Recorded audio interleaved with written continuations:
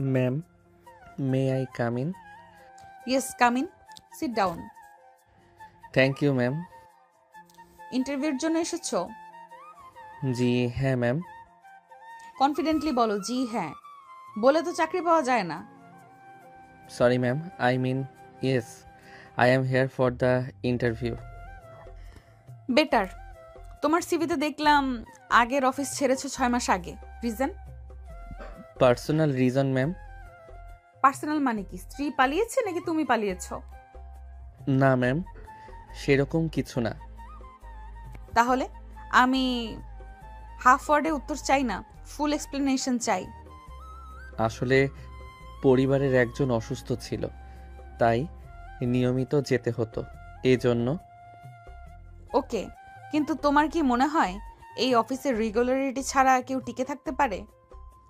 আমি এবার ফুল ডেডিকেশন দেব ম্যাম।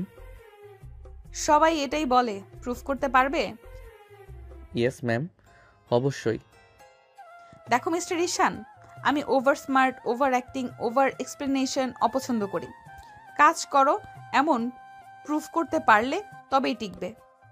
আমি চেষ্টা নয় ম্যাম, রেজাল্ট দেব। দেখবো। ফার্স্ট ইমপ্রেশন নট ব্যাড, কিন্তু আমার রুলস ভাঙার চেষ্টা করবে তখনই সমস্যা। আমি কখনোই মিসবিহেভ করব না ম্যাম। গুড। এখন বলো, তুমি আমাদের কোম্পানিকে কি দিতে পারো? হার্ডওয়ার্ক, সময় আর লয়ালিটি। লয়্যালটি? লয়াল লোক এখন বিলুপ্ত প্রায়। তুমি কি শেষ প্রজাতির? হয়তো ম্যাম। হাসছো কেন? সরি ম্যাম, জাস্ট কনফিডেন্ট লাগলো। কনফিডেন্স ঠিক আছে, কিন্তু অতিরিক্ত হলে আমার রাগ উঠে যায়। Noted ma'am. ঠিক আছে মিস্টার ঈশান, তোমার ইন্টারভিউ হলো। আউটসাইডে ওয়েট করো। Thank you so much ma'am. Welcome. Ishaan room থেকে বেরিয়ে দরজাটা হালকা চাপা দিয়ে বন্ধ করতেই অফিসের নিস্তব্ধ রুমে এক মুহূর্তে ঠান্ডা হাসি ফুটে উঠল আরিশার ঠোঁটে।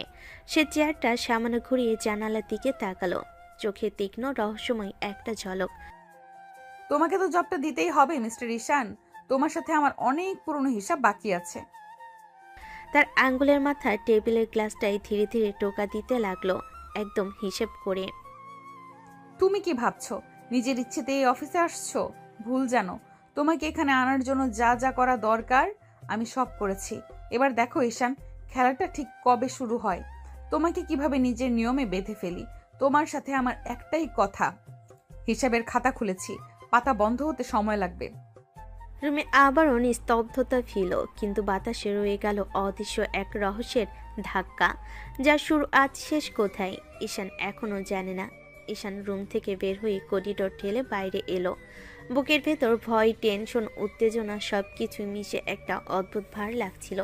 সে ভাবতে পারছিল না তার রাগী করা তীক্ষ্ণ চোখে সেই আরিশা ম্যাডাম তাকে জব দেবে কিনা। করিডোর থেকে বের হয়ে সে একটা লম্বা শ্বাস নিল। ঠিক সেই সময় টিং ফোনের নোটিফিকেশন। ঈশান থমকে দাঁড়িয়ে মোবাইলটা বের করলো, পরপর চোখ বড় হয়ে গেল। Congratulation, you are selected, join from tomorrow. Ishan অবাক হয়ে আবার পড়ল, তারপর ধীরে ধীরে সে বিজয়ের হাসি ঠোঁটে উঠে এলো, চোখের ভেতর উচ্ছ্বাস ছড়িয়ে পড়ল। হয়েছে, সত্যি হয়েছে জবটা। সে যেন হাঁটছিল না, দৌড়াচ্ছিল। সরাসরি রাস্তা পার হয়ে সামনে থাকা ছোট্ট দোকানে ঢুকে পড়ল। কি লাগবে ভাই? 1 কেজি রসগোল্লা দিন, আর আধা কেজি সন্দেশ। এত মিষ্টি, খুশির খবর নাকি? বড় খুশির খবর ভাই, চাকরি হয়েছে। দোকানদারও হাসলেন। ঈশান প্যাকেট হাতে নিয়ে রাস্তা ধরে হাঁটতে লাগলো। তার মনে হচ্ছিল আজ আকাশটাই আলাদা, বাতাসে সুখের গন্ধ, কাল থেকে নতুন অফিস, নতুন পথ, আর কোথাও যেন মাথার ভেতর আরিশা ম্যাডামের ঠান্ডা চোখ দুটো ভেসে উঠল। কিন্তু আজ সে এসব ভাবতে চাইল না, আজ শুধু খুশির দিন। ঈশান দরজায় নক করতে ভেতর থেকে মা দরজা খুলে দিলেন। ঈশানের মা, এত দেরিতে ফিরলি? বাবা এত মিষ্টি কেন? কারো বাসায় বেড়াতে যাবে নাকি? মা, আমার চাকরি হয়েছে। মা প্রথমে বোঝার চেষ্টা করলেন, তারপর চোখটা ঝিলমিল করে উঠল, মুখে থমথমে হাসি। আলহামদুলিল্লাহ। সত্যি বাবা, তুমি পারলে শেষ পর্যন্ত? মার গলা কেঁপে উঠল। ঈশান হালকা লজ্জা নিয়ে মায়ের হাত চেপে ধরল। এ সময় ভেতর থেকে ছুটে এলো ছোট বোন ইসরাত। আরে পাগলি, এত বড়ও না, তবে ভালো। আজ ভাইয়া টাকা দেবে, মিষ্টি আনছে, কাল আইসক্রিমও আনবে। এই মেয়েটাকে দেখো তো বাবা, চাকরি হওয়ার আনন্দের চেয়ে আইসক্রিমের আনন্দ বেশি। আরে মা, আইসক্রিমও তো সুখের অংশ। সবাই হেসে উঠল। রাতের খাবার টেবিলে সবাই মিলে মিষ্টি খেলো। ঈশান চুপচাপ বসেছিল, কিন্তু তার চোখে আসা স্বপ্ন উত্তেজনার মিশ্র আলো। কাল সকাল সকাল তাড়াতাড়ি বেরোবে, প্রথম দিন দেরি হলে কিন্তু ভালো হবে না। জানি মা, কাল থেকে নতুন যুদ্ধ শুরু। তার মনের ভিতর কোথাও আবার আয়শা ম্যাডামের ঠান্ডা তীক্ষ্ণ চোখটা ভেসে উঠল। ওই চোখের সামনে কাল দাঁড়াতে হবে, ওই রাগী কথার সামনে আবার উত্তর দিতে হবে। কিন্তু সে জানে না জীবনের সবচেয়ে বড় ঝড়টা লুকিয়ে আছে সেই শান্ত চোখ জোড়ার আড়ালে। আয়শা যে শুধু তাকে চাকরি দেয়নি, তার জীবনের হিসাবের খাতা খুলেছে। কিন্তু ঈশান তা বুঝতে পারছে না, এখনো না। রাতে সবাই ঘুমিয়ে পড়লেও ঈশানের চোখে ঘুম নেই। আজকের খুশি আজ পুরো শরীর জুড়ে উত্তেজনা ঢেউ তুলছে। চৌধুরী ইন্ডাস্ট্রি নামটা যেন বুকের ভিতর কাঁপন ধরেছে। এত বড় কোম্পানিতে সে ঢুকতে পারবে সেটা কখনো কল্পনাও করেনি। বিছানে শুয়ে মোবাইল হাতে নিয়ে ঘোরাঘুরি করতে করতে হঠাৎই মাথায় এলো, আরে রাফিকে তো বলা হয়নি। রাফি তার সবচেয়ে কাছে বন্ধু, সুখ দুঃখ ঝগড়া রাগ সবকিছুর সঙ্গী। ঈশান তৎক্ষণাৎ রাফিকে ফোন দিল। ফোনে কে রে? রাত 11টা বাজে, মৌলি নাকি? ওই ওই, ঘুম ভাঙা ভয়েস কমা, বড় সুখবর আছে। সুখবর? তুই বিয়া করলি নাকি? ধ্যাত, তার চেয়েও বড়, চাকরি হইছে। কি চাকরি? সত্যি সত্যি? হুম, আজ ইন্টারভিউ, আর একটু পরেই কনফার্মেশন মেসেজ। যাক বাবা, এতদিন পরে হলো তোর। মিঠাই খাওয়াবি আমাকে? মিষ্টি তো খাওয়াই দিছি, তোকেও দিব রে। কোন কোম্পানির? ছোটখাটো কিছু নাকি? চৌধুরী ইন্ডাস্ট্রি। কি চৌধুরী? চৌধুরী ইন্ডাস্ট্রি বড় কোম্পানি তো, এটা 1 নাম্বার। ওখানে ঢোকাই কঠিন। ঢুকলাম তো। ধুর, এবারে তো তুই ফাটাই ফেলবি। তোর ভাগ্যটা দারুণ রে। ভাগ্য না রে, আজ আমাকে দেখে ম্যাডাম নাকি ইমপ্রেসড। আহ তাই? না হলে তোর মতো বোকাটাকে কে নেয়? থাপ্পড় মারমু। কাল তো আমার কাছে টাইম নেই, পরশু সন্ধ্যায় দেখা করব। চাকরির পার্টি দিবি? ঠিক আছে, আমার নতুন বেতন দিয়ে তোকে ভুড়ি ভুড়ি খাওয়াবো। হ্যাঁ, বেতন হাতে প্রথম দিনই দেখবি মার কাছে জমা দিতে হবে। ঠিকই বলেছিস। আচ্ছা, ম্যাডাম কেমন? সুন্দর নাকি? আরে বাদ দে, ম্যাডামটা একদম সিরিয়াস, রাগী, চোখে তাকাইলে বুক কাঁপে। রাগি তোদের বস? হুম, কাল থেকেই তার আন্ডারে কাজ। দোস্ত সাবধানে চলিস, বড় কোম্পানির রাগি বস মানে রোজ সব রোজ। সব ডোজি হোক, তাও আমি রেডি। ঠিক আছে, ঘুমা এখন, কাল বড়দিন। হুম, আচ্ছা। ফোন কেটে গেল। ঈশান অনেকক্ষণ মোবাইলটা হাতে নিয়ে তাকিয়ে রইল, তার চোখের স্বপ্নের আলো। চৌধুরী ইন্ডাস্ট্রির নতুন জীবন, নতুন যুদ্ধ, কিন্তু সে একটাই জানে না, যে রাগী বসের কাছে কাল সে প্রথম দিন বসবে। সেই বসেই ধীরে ধীরে তার জীবনের সবচেয়ে বড় রহস্য হতে যাচ্ছে। আর সেই রহস্যের চাবি ধরে আজে রাগী নির্মম হিসেবে আরিশা চৌধুরী। সকালে সূর্যের আলো ঢুকতে ঈশানের ঘুম ভাঙে। আজ তার জীবনের নতুন শুরু। চৌধুরী ইন্ডাস্ট্রিতে প্রথম দিন। মা গরম গরম পরোটা ভাজছিলেন। ঈশান তাড়াহুড়ো করে মুখে ধুয়ে এসে বসলো। আরে ধীরে খা, প্রথম দিন না, খালি পেটে গেলে ভালো দেখায় না। মা, দেরি হয়ে যাবে, আজই যদি দেরি করি। মাও হাসলেন, কিন্তু চোখে চিন্তা। 2 কামড় খেয়ে ব্যাগ নিয়ে বের হয়ে গেল ঈশান। চৌধুরী ইন্ডাস্ট্রি, সকাল 9টা 5। অফিসের বিশাল কাছের দরজার সামনে দাঁড়াতেই বুকের ভিতর কেমন যেন ধরফর করলো, কিন্তু ঘড়ির দিকে তাকাতেই বুকটা একটু কেঁপে উঠল। 9টা 5, 5 মিনিট লেট। ঈশান তাড়াতাড়ি ভেতর ঢুকলো। এমন সময় রিসেপশনিস্ট তাকে বলল, স্যার, আরিশা ম্যাম আপনাকে কনফারেন্স রুমে ডাকছেন। ঈশানের বুকের ভিতর কাঁপুনি। প্রথম দিন, আর প্রথমেই বস ডাকছে। অস্বস্তি নিয়ে কনফারেন্স রুমে ঢুকলো সে। আরিশা ইতিমধ্যে চেয়ারে বসে আছে, চোখ দুটো ঠান্ডা বরফের মতো, মুখে কোনো হাসি নেই। ঈশান ঢুকতে সে তাকালো, একবার তাকালো, কিন্তু তাতেই ঈশানের বুক কেঁপে উঠল। Ma'am, may I? Stop, no permission needed, just come in and sit. Ishan আস্তে বসতে আরিশা টেবিলের উপরে রাখা ঘড়িটার দিকে তাকালো, তারপর এমনভাবে তাকালো যেন চোখ দিয়ে ছুরি ছুঁড়ে দেবে। First day 5 minute late. আমি কি বলেছিলাম? ডিসিপ্লিন ছাড়া এই অফিসে টিকে থাকা যায় না। ম্যাম, আমি? এক্সকিউজের দরকার নেই। যে কোনো কারণ লেটের কারণ হতে পারে, কিন্তু লেট হওয়ার পারমিশন দিতে আমি রাজি নই। তোমার কি মনে হয় আমি নতুন স্টাফদের জন্য আলাদা রুল বানাই? না, এখানে সময় মানা বাধ্যতামূলক। আমি দুঃখিত ম্যাম, আর হবে না। I don't want discipline. তোমার কাজের কোয়ালিটি, সময় ম্যানেজমেন্ট সব কিছু দেখে তবেই জানবো তোমার কোনো ভ্যালু আছে কি না।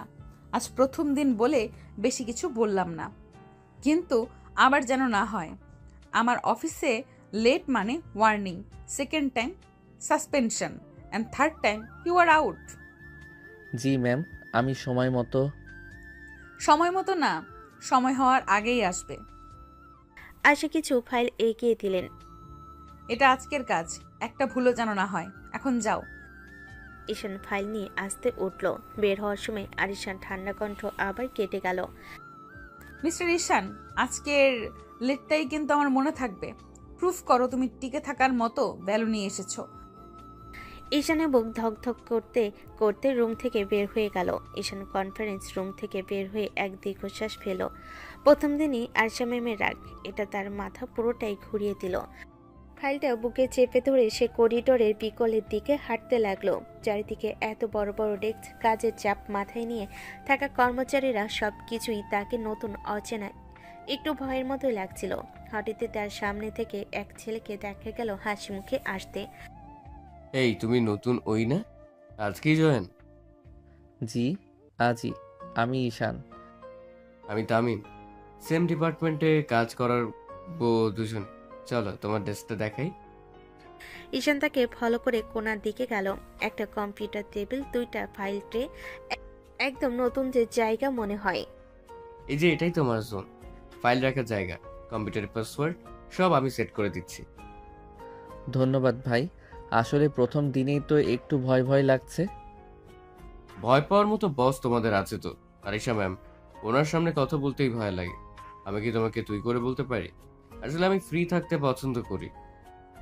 জি, অবশ্যই। আজ তো লেট হয়ে গেছিলাম, সেটা নিয়েই বলল।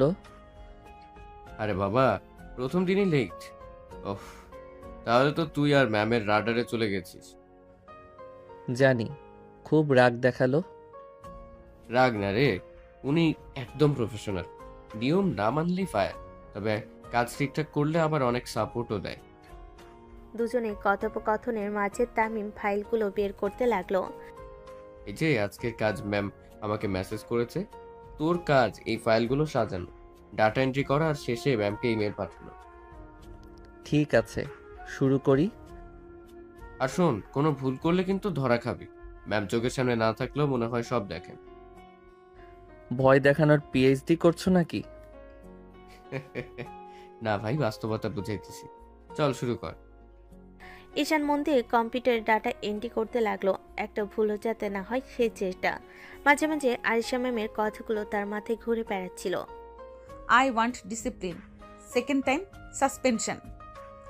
তাকে বারবার নিখুঁতভাবে কাজ করতে বাধ্য করছিল, এবং এসব ভাবনা তামিম পাশ থেকে দেখে বলল, ও এত মন দিয়ে? দেখি দেখি আজ টপ পারফর্মার হয়ে যাবি নাকি? ভাই, আজই যদি ভুল করি কালই চাকরি যাবে। ঠিক আছে, কর, মন দিয়ে কর। দুপুর ঘন্টা কয়েক কেটে গেল কাজ করতে করতে। ঈশান কিছুটা ক্লান্ত হলো, মাথা নিচু করে চালিয়ে যাচ্ছিল। তামিম এগিয়ে এসে বলল, চলো দুপুরে ক্যান্টিনে যাবি।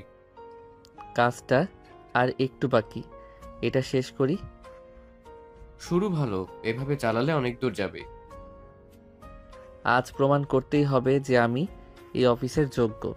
আর কালকের লেটটাই নয়, আরিশা ম্যামের চোখে আমার ভ্যালুও বাড়াতে হবে। দুপুরে অফিসে একটু শান্ত হয়ে আসে ঈশান। শেষ ফাইলটার ডাটা এন্ট্রি শেষ করে সব রিপোর্ট প্রিন্ট করে সুন্দরভাবে ফাইলে সাজিয়ে নিল। তার হাত দুটো ঘামছে, কারণ এখন তাকে আয়েশা ম্যামের রুমে যেতে হবে। ফাইলটা বুকে চেপে দরজায় নক করলো। Ma'am, may I? Come in.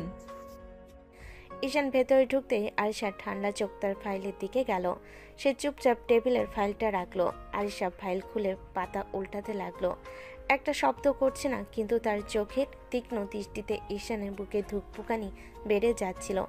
একসময় ফাইল বন্ধ করে বলল, মোটামুটি হয়েছে, কাজে মন দিচ্ছ সেটা বুঝতে পারছি। ধন্যবাদ ম্যাম, আরও ভালো করার চেষ্টা করব। চেষ্টা না, করবে। এই অফিসে চেষ্টা শব্দের ভ্যালু কম। জি ম্যাম, করব। তখনই আরিশা আবার ডেস্কের নিচ থেকে কয়েকটা মোটা ফাইল বের করলো। টেবিলে ধপ করে রাখতেই শব্দ হলো। এগুলো তোমার পরের কাজ। নতুন প্রজেক্টের পুরনো ডাটা সবগুলোকে ডিজিটাল ফরম্যাটে সাজাতে হবে। জি ম্যাম, আমি করে ফেলব। টাইম ম্যানেজমেন্ট দেখাবা। ডেস্কে রেখে যাও, লাঞ্চ করে এসো। ঈশান ফাইলগুলো তুলে নিয়ে চুপচাপ বের হয়ে গেল। ডেস্কে ফিরতেই তামিম চোখ বড় করে বলল, ভাইরে, ম্যাম তোকে পাহাড় সমান কাজ ধরাইছে। মনে হয় আমাকে পরীক্ষা করছে। তো কর, অফিসে প্রথম কয়েকদিনই সবচেয়ে গুরুত্বপূর্ণ। চল আগে লাঞ্চ করি। ক্যান্টিন। ঈশান আর তামিম ক্যান্টিনে ঢুকতেই খাবারে বেশ ভিড়। প্লেট নিয়ে বসতে না বসতেই মোবাইলে রাফির কল। হ্যালো ভাই, কি খবর? কি খবর তোর? প্রথম দিন কেমন গেল? কিরে, বস বকলো নাকি? বকলো তো, লেট হওয়ার জন্য 5 মিনিটেই আমাকে শুধু লেকচার দিল। বলছিলাম তোর আগে বস পাইলে দেখবি তোকে দিয়ে দৌড়াবে রোজ। ওই রাগই আমাকে কাজ করতে ইন্সপায়ার করছে মনে হয়। তাই নাকি? তাহলে ঠিক আছে। আজ কি খাচ্ছিস? ক্যান্টিনের ডিম আর ভাত। তুই কি ভাবছিস আমি আজই হোটেলের বিরিয়ানি খাচ্ছি নাকি? তোর বেতন আসার আগেই আমি খাওয়া শুরু করে দিব। তোমার এই বন্ধুটা মজার দেখি। আচ্ছা শোন, আজকের কাজ শেষ হলে কল দিবি। শোনার মতো অনেক কথা আছে। ঠিক আছে ভাই, রাখছি। তো বন্ধু তো দেখি পুরো এন্টারটেইনমেন্ট। তো লাইফে কমেডি সেই আনে মনে হয়। ও না থাকলে লাইফটাই শুকিয়ে যেত। চল কাজে ফিরে যাই। আরিশা ম্যাম লাঞ্চ ব্রেকে থাকলেও ক্যামেরায় সব দেখে। ঠিকই বলছো। ঈশান একটু গভীর শ্বাস নিল। তারপর নিজেকে সামলাতে সামলাতে আবার ডেস্কে ফিরে গেল। মনে মনে বলল, আজ প্রথম দিন, প্রুফ করতেই হবে যে আমি ব্যর্থ হব না। আর যে রাগী বস আমাকে বকেছে তার সামনে ভুল করব না কখনোই। ঈশান ডেস্কে এসে বসতেই মনটা হালকা শান্ত। ফাইলগুলো সামনে সাজিয়ে নিয়ে কম্পিউটারে কাজ শুরু করতে যাওয়ার আগে হঠাৎ মোবাইলটা বাজলো। স্ক্রিনে মার নাম। ঈশান ফোনটা ধরলো। হ্যালো মা। বাবা, কিছু খেয়েছিস? হ্যাঁ মা, খেয়ে আসলাম, মাত্র খেয়ে এসেছি। আচ্ছা বাবা, কাজেও মন দাও। জি মা। মা আর কিছু না বলেই ফোনটা কেটে দিল। ঈশান কিছুক্ষণের জন্য ফোনটার দিকে তাকিয়ে রইল। মনে হলো মার ভরা স্নেহ এখনও তার জীবনের সবচেয়ে বড় শক্তি। সে হালকা হাসি মুখে আবারও মন দিয়ে কম্পিউটারের দিকে তাকালো। কিছুক্ষণের জন্য মনটা খুশির আলোয় ভরে গেল। হঠাৎ ঈশানের রুমে দরজা খুলে আরিশা ঢুকলো। চোখে আগুন, ঠোঁটের কোণে হাসি নেই। এটা কিন্তু গল্প করার জায়গা না মিস্টার ঈশান। আমি শুধু কাজ পছন্দ করি, ফাঁকিবাজি না। জি ম্যাম, কাজেই মন দেব। মন দেবা নয়, করতে হবে। কাজ করতে পারো কি না সেটা দেখতেই চাই।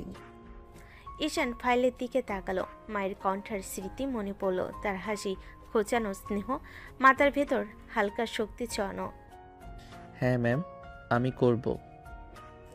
এবার দেখো কাজের মান ঠিকঠাক কি না। ফাঁকিবাজি ধরবো না, তবে ত্রুটি হলে কথা শোনাতে ছাড়বো না। ঈশান চুপচাপ বসে কম্পিউটারের কাজ শুরু করলো। ফাইলের এক লাইন এক ডাটা ভরিয়ে ভরিয়ে সে কাজ করছিল। আয়শা ঘাড় তুলে একটু তাকালো, চোখে সেই তীক্ষ্ণ দৃষ্টি। কিন্তু আজ সে বুঝতে পারলো ঈশান শুধু বসে নেই, মন দিয়ে কাজ করছে। আয়শা রুমে ফিরে গিয়ে চেয়ারটায় বসে এক মুহূর্ত থমকে রইল। চোখের কোণে ধোঁয়াশা, কিন্তু মুখে অল্প ঠান্ডা হাসি। এত সুন্দর ইনোসেন্ট চেহারার মধ্যে কতটা খারাপ চেহারা লুকিয়ে রেখেছে তুমি ঈশান। কেউ দেখলেও বুঝতেই পারবে না তুমি আসলে কি। চোখে এক অদ্ভুত কৌতূহলের ঝিলিক, কিন্তু সে জানে এই কৌতূহলই তাকে সাবধানে থাকতে বাধ্য করছে। বিকেলে ঈশান তার ডেস্কে বসে সব ফাইল রেডি করে নিয়ে গেল। ফাইলগুলো সাজিয়ে বসার আগেই সে নিজেকে মানসিকভাবে প্রস্তুত করলো। আজ আরিশা ম্যামের কাছে সব ঠিকঠাক দেখাতে হবে। ফাইল নিয়ে সে ধীরে ধীরে কনফারেন্স রুমের দিকে গেল। দরজা খুলতেই আরিশার চোখ দুটো স্বাভাবিক হলো। ভিতরে এক টুকরো আগুন লুকিয়ে আছে। ঈশান ফাইল জমা দিতে এগোলো। আরিশা একবার কাগজগুলো দেখে শুধু মাথা নাড়ল, কিন্তু কিছু বলল না, শুধু চোখের কোণে সামান্য প্রশংসার ছোঁয়া। কিছুক্ষণের মধ্যে আরিশা আরো কিছু ফাইল বের করলো। এইগুলো তোমার জন্য, তোমার ডেস্কে রেখে আসো। ঈশান ফাইলগুলো হাতে নিয়ে উঠতে গিয়েই মনে হলো এই ফাইলগুলো তাড়াহুড়ো করতে হবে। আরিশা তার পাশে এসে বলল, চলো এখানেই রাখো। ঈশান ফাইলগুলো রেখে যাওয়ার সময় হঠাৎ হাত দিয়ে ধরে ফাইলটা ধরতে গিয়েছিল, আর এক মুহূর্তে অম্লান ভারসাম্য হারিয়ে দুজনেই মিলে নিচে পড়ল। দুজনের চোখে ভেসে উঠল একে অপরের দিকে। অপ্রত্যাশিত অবস্থায় তাদের ঠোঁট ধীরে ধীরে মিলিত হলো। দুজনেই প্রথমে চমকে উঠল, হৃদয়ে ঝড় বেড়ে গেল, কেঁপে উঠল পুরো শরীর। ও মাই গড, এটা কি হচ্ছে? ঈশান, এটা কি করলে তুমি? যেতে দুজনের শরীর এলোমেলোভাবে জড়ানো। আয়শা স্তব্ধ, চোখ বড় বড়। ঈশান পুরোটাই থরথর করে কাঁপছে। মুহূর্তটা ভাঙতে ঈশান প্রথমে নিজেকে সামলে মুখ তুলে বলল, সো সরি ম্যাম, আমি ইচ্ছে করে করিনি, বিশ্বাস করুন। আমাকে কিস করার সাহস কিভাবে হলো তোমার মিস্টার ঈশান? ম্যাম, আমি তো কিছু বুঝতেই পারিনি, হঠাৎই আমি। লুজ কন্ট্রোল, এটা নতুন অজুহাত তোমাদের? ঈশান দ্রুত উঠে গেল, হাত দিয়ে মেঝেতে ভর দিল, কিন্তু তার হাত ফসকে গেল ধপ। ঈশান আবার পুরো শরীর নিয়ে আয়েশার ওপর পড়ে গেল।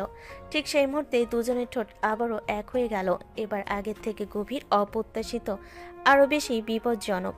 আর দুজনেই একসাথে কেঁপে উঠল। ঈশান, আজ তুই শেষ, আজই তোর জানাজা পড়ে যাবে। ম্যাম তোকে আজ আসলেই গিলে খাবে।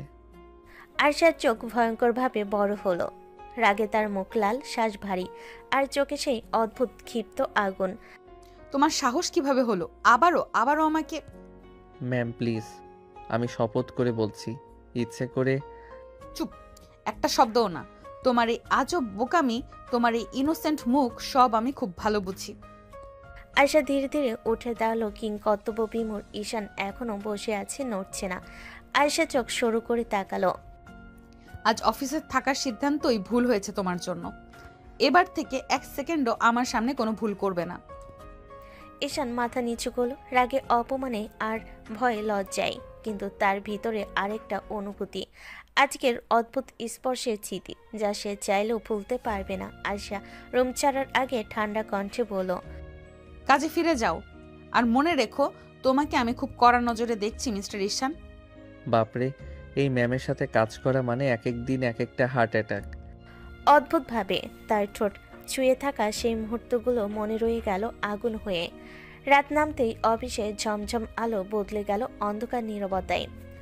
বাড়িতে ফিরে নিজের রুমে ঢুকে আয়েশা ব্যাগটা ছুঁড়ে বিছানায় ফেল। শাওয়ার নিয়ে বেরিয়ে আয়নার সামনে দাঁড়াতেই হঠাৎ মনে পড়ল সেই বিকেলের মুহূর্ত, ঈশানের তার উপর পড়ে যাওয়া, আর তারপর সেই অবিশ্বাস্য ঠোঁটের মিলন। আয়েশার চোখ বন্ধ করল। হঠাৎই তার শ্বাস কেঁপে উঠল। মনে হলো পুরো শরীরের ভেতর দিয়ে যেন অদ্ভুত একটা বিদ্যুৎ খেলে গেল। না, এটা আমি হতে দিচ্ছি না। ওর মতো একটা মানুষের জন্য আমার এমন অনুভূতি হবে কেন? আমি আরিশা চৌধুরী, লাখো মানুষের বস। আমি আমার অনুভূতিকে কেন ঠিক রাখতে পারছি না? একটা সাধারণ ছেলে, সিম্পল, ভয় পাওয়া, ইনোসেন্ট, তার স্পর্শে আমার শরীর কাঁপবে কেন? শরীর সত্যি কেঁপে উঠল। দুহাত আয়নার টেবিলে রেখে চোখ নামিয়ে পড়ল। এটা হতে দেওয়া যাবে না, এটা ভুল। কিন্তু যত সে ভুল বলল মনে মনে, ততই সে ততটা মুহূর্ত ঘুরে ফিরে আসতে লাগলো। ঠোঁটের স্পর্শে ঈশানের অবাক মুখ তার ভয় পাওয়া, কিন্তু একেবারে নিষ্পাপ দৃষ্টি। আরিশা বিছানায় শুয়ে বুকের ওপর হাত রেখে আকাশের দিকে তাকালো। কথা না বললেও তার চোখে দ্বিধা, ভয় আর এক অদ্ভুত টান, যা সে কোনোভাবেই অস্বীকার করতে পারছে না। ওদিকে ঈশানের বাড়ি। ঈশান গোসল সেরে রুমে এসে বিছানায় ঢলে পড়ল, কিন্তু চোখ দুটো বন্ধ করতেই কানে ভেসে উঠল ম্যামের ঠোঁট, ম্যামের শ্বাস, ম্যামের রাগ ভরা চোখ। হঠাৎ ঈশান উঠে বসল। আরে না না, এটা কি হইল? আমি তো শেষ। ম্যাম তো কাল আমায় টুকরো টুকরো করে ফেলবে। কিন্তু ও মুহূর্তটা যখন আমাদের ঠোঁট এক হলো, কেন যেন বুকটা ধক করে উঠছিল। কেন? ওটা তো দুর্ঘটনা, তাই না? কিন্তু কেন জানি মনে অদ্ভুত এক অনুভূতি হচ্ছে। হালকা শ্বাস নিয়ে বিছানায় ফেল, চোখ বন্ধ করলো, কিন্তু যতবার বন্ধ করছে শুধু চোখে সেই দৃশ্য। আরিশা তার নিচে, চোখে রাগ আর ঠোঁটে সেই স্পর্শ। আজব, এই রাগী ম্যামরে দেখলেই তো ভয়ে হাত পা কাঁপে, তবু কেন আজ ওকে মনে হচ্ছে আলাদা। বাপরে, কাল অফিসে গেলে কি হবে? ও ম্যাম তো আমাকে পেটাতেই পারে। তবুও ভয়, লজ্জা আর অদ্ভুত এক উষ্ণতা মিশে এক নতুন অনুভূতির মতো ঈশানের ভেতর বয়ে গেল। দুজন দুই জায়গায়, কিন্তু একই অনুভূতি। দুজনই নিজেকে বোঝানোর চেষ্টা করছে এটা ভুল, এটা হওয়া উচিত না, কিন্তু হৃদয়ের গভীর কোথাও একটা গোপন আগুন ধীরে ধীরে জ্বলে উঠছে, যা তারা কেউই মানতে চায় না, তবুও ভুলতে পারছে না। পরের দিন সকাল। ঈশান অফিসের জন্য প্রস্তুত, কিন্তু মনটা অস্থির। ফাইলগুলো ঠিকমতো সাজানো আছে কিনা, ম্যামের রাগ বা চোখের তীক্ষ্ণ দৃষ্টি কি মনে আছে, সব মিলিয়ে হালকা ঘাম ভিজিয়ে দিচ্ছে তার কপাল। ডেস্কে এসে বসলো, কিন্তু ঠিক সেই মুহূর্তে চোখ পড়ল আরিশার দিকে। আরিশা ম্যাম তার ডেস্কে দাঁড়িয়ে কাজের নোট চেক করছে, চোখে আগুন, ঠোঁটে অল্পতম হালকা হেসে ওঠার চেষ্টা, কিন্তু ভেতরে রাগের ছাপ স্পষ্ট। ঈশানের হৃৎপিণ্ড ধুকপুক শুরু করলো, মুখ লাল হয়ে গেল, হাত অবচেতনভাবে ফাইলের দিকে এগিয়ে গেল, কিন্তু চোখটা বারবার ম্যামের দিকে যাচ্ছিল। ও মাই গড, আজ আবার ওর চোখের দিকে তাকাতে পারবো কি? ভয়ে না, লজ্জায় কাঁপছি। ফাইলগুলো ঠিক আছে কিনা দেখে নাও, আজকের কাজটা আগে শেষ করতে হবে। জি ম্যাম, আমি দেখছি। আরিশা ভুরু কুঁচকিয়ে চোখে অদ্ভুত তীক্ষ্ণ দৃষ্টি দিল, কিন্তু কিছু বলল না, কেবলই ধীরে ধীরে টেবিলের নোটগুলো রাখলো। ঈশান নিজেকে সামলানোর চেষ্টা করলো, মুখ লাল, হাত কাঁপছে, কিন্তু মনকে বলল, কাজের দিকে মনোযোগ দাও, অন্য কিছু দেখো না। ফাইল, ডাটা, রিপোর্ট, ম্যামের চোখ, না পাত্তা নেই। তবে যতক্ষণ কাজের দিকে মন দিল, মনে মনে ভিতরটা অদ্ভুতভাবে উত্তেজিত হচ্ছিল। প্রথমে ভয়, তারপর লজ্জা, তারপর অদ্ভুত টান। কিছুক্ষণের মধ্যেই ঈশান বুঝল কাজের ফোকাসই একমাত্র জায়গা যেখানে সে শান্ত। মিস্টার ঈশান, এবার একটু ডাটা ক্রস চেক করো, যদি কোনো ভুল পাও একেবারেই সংশোধন করতে হবে।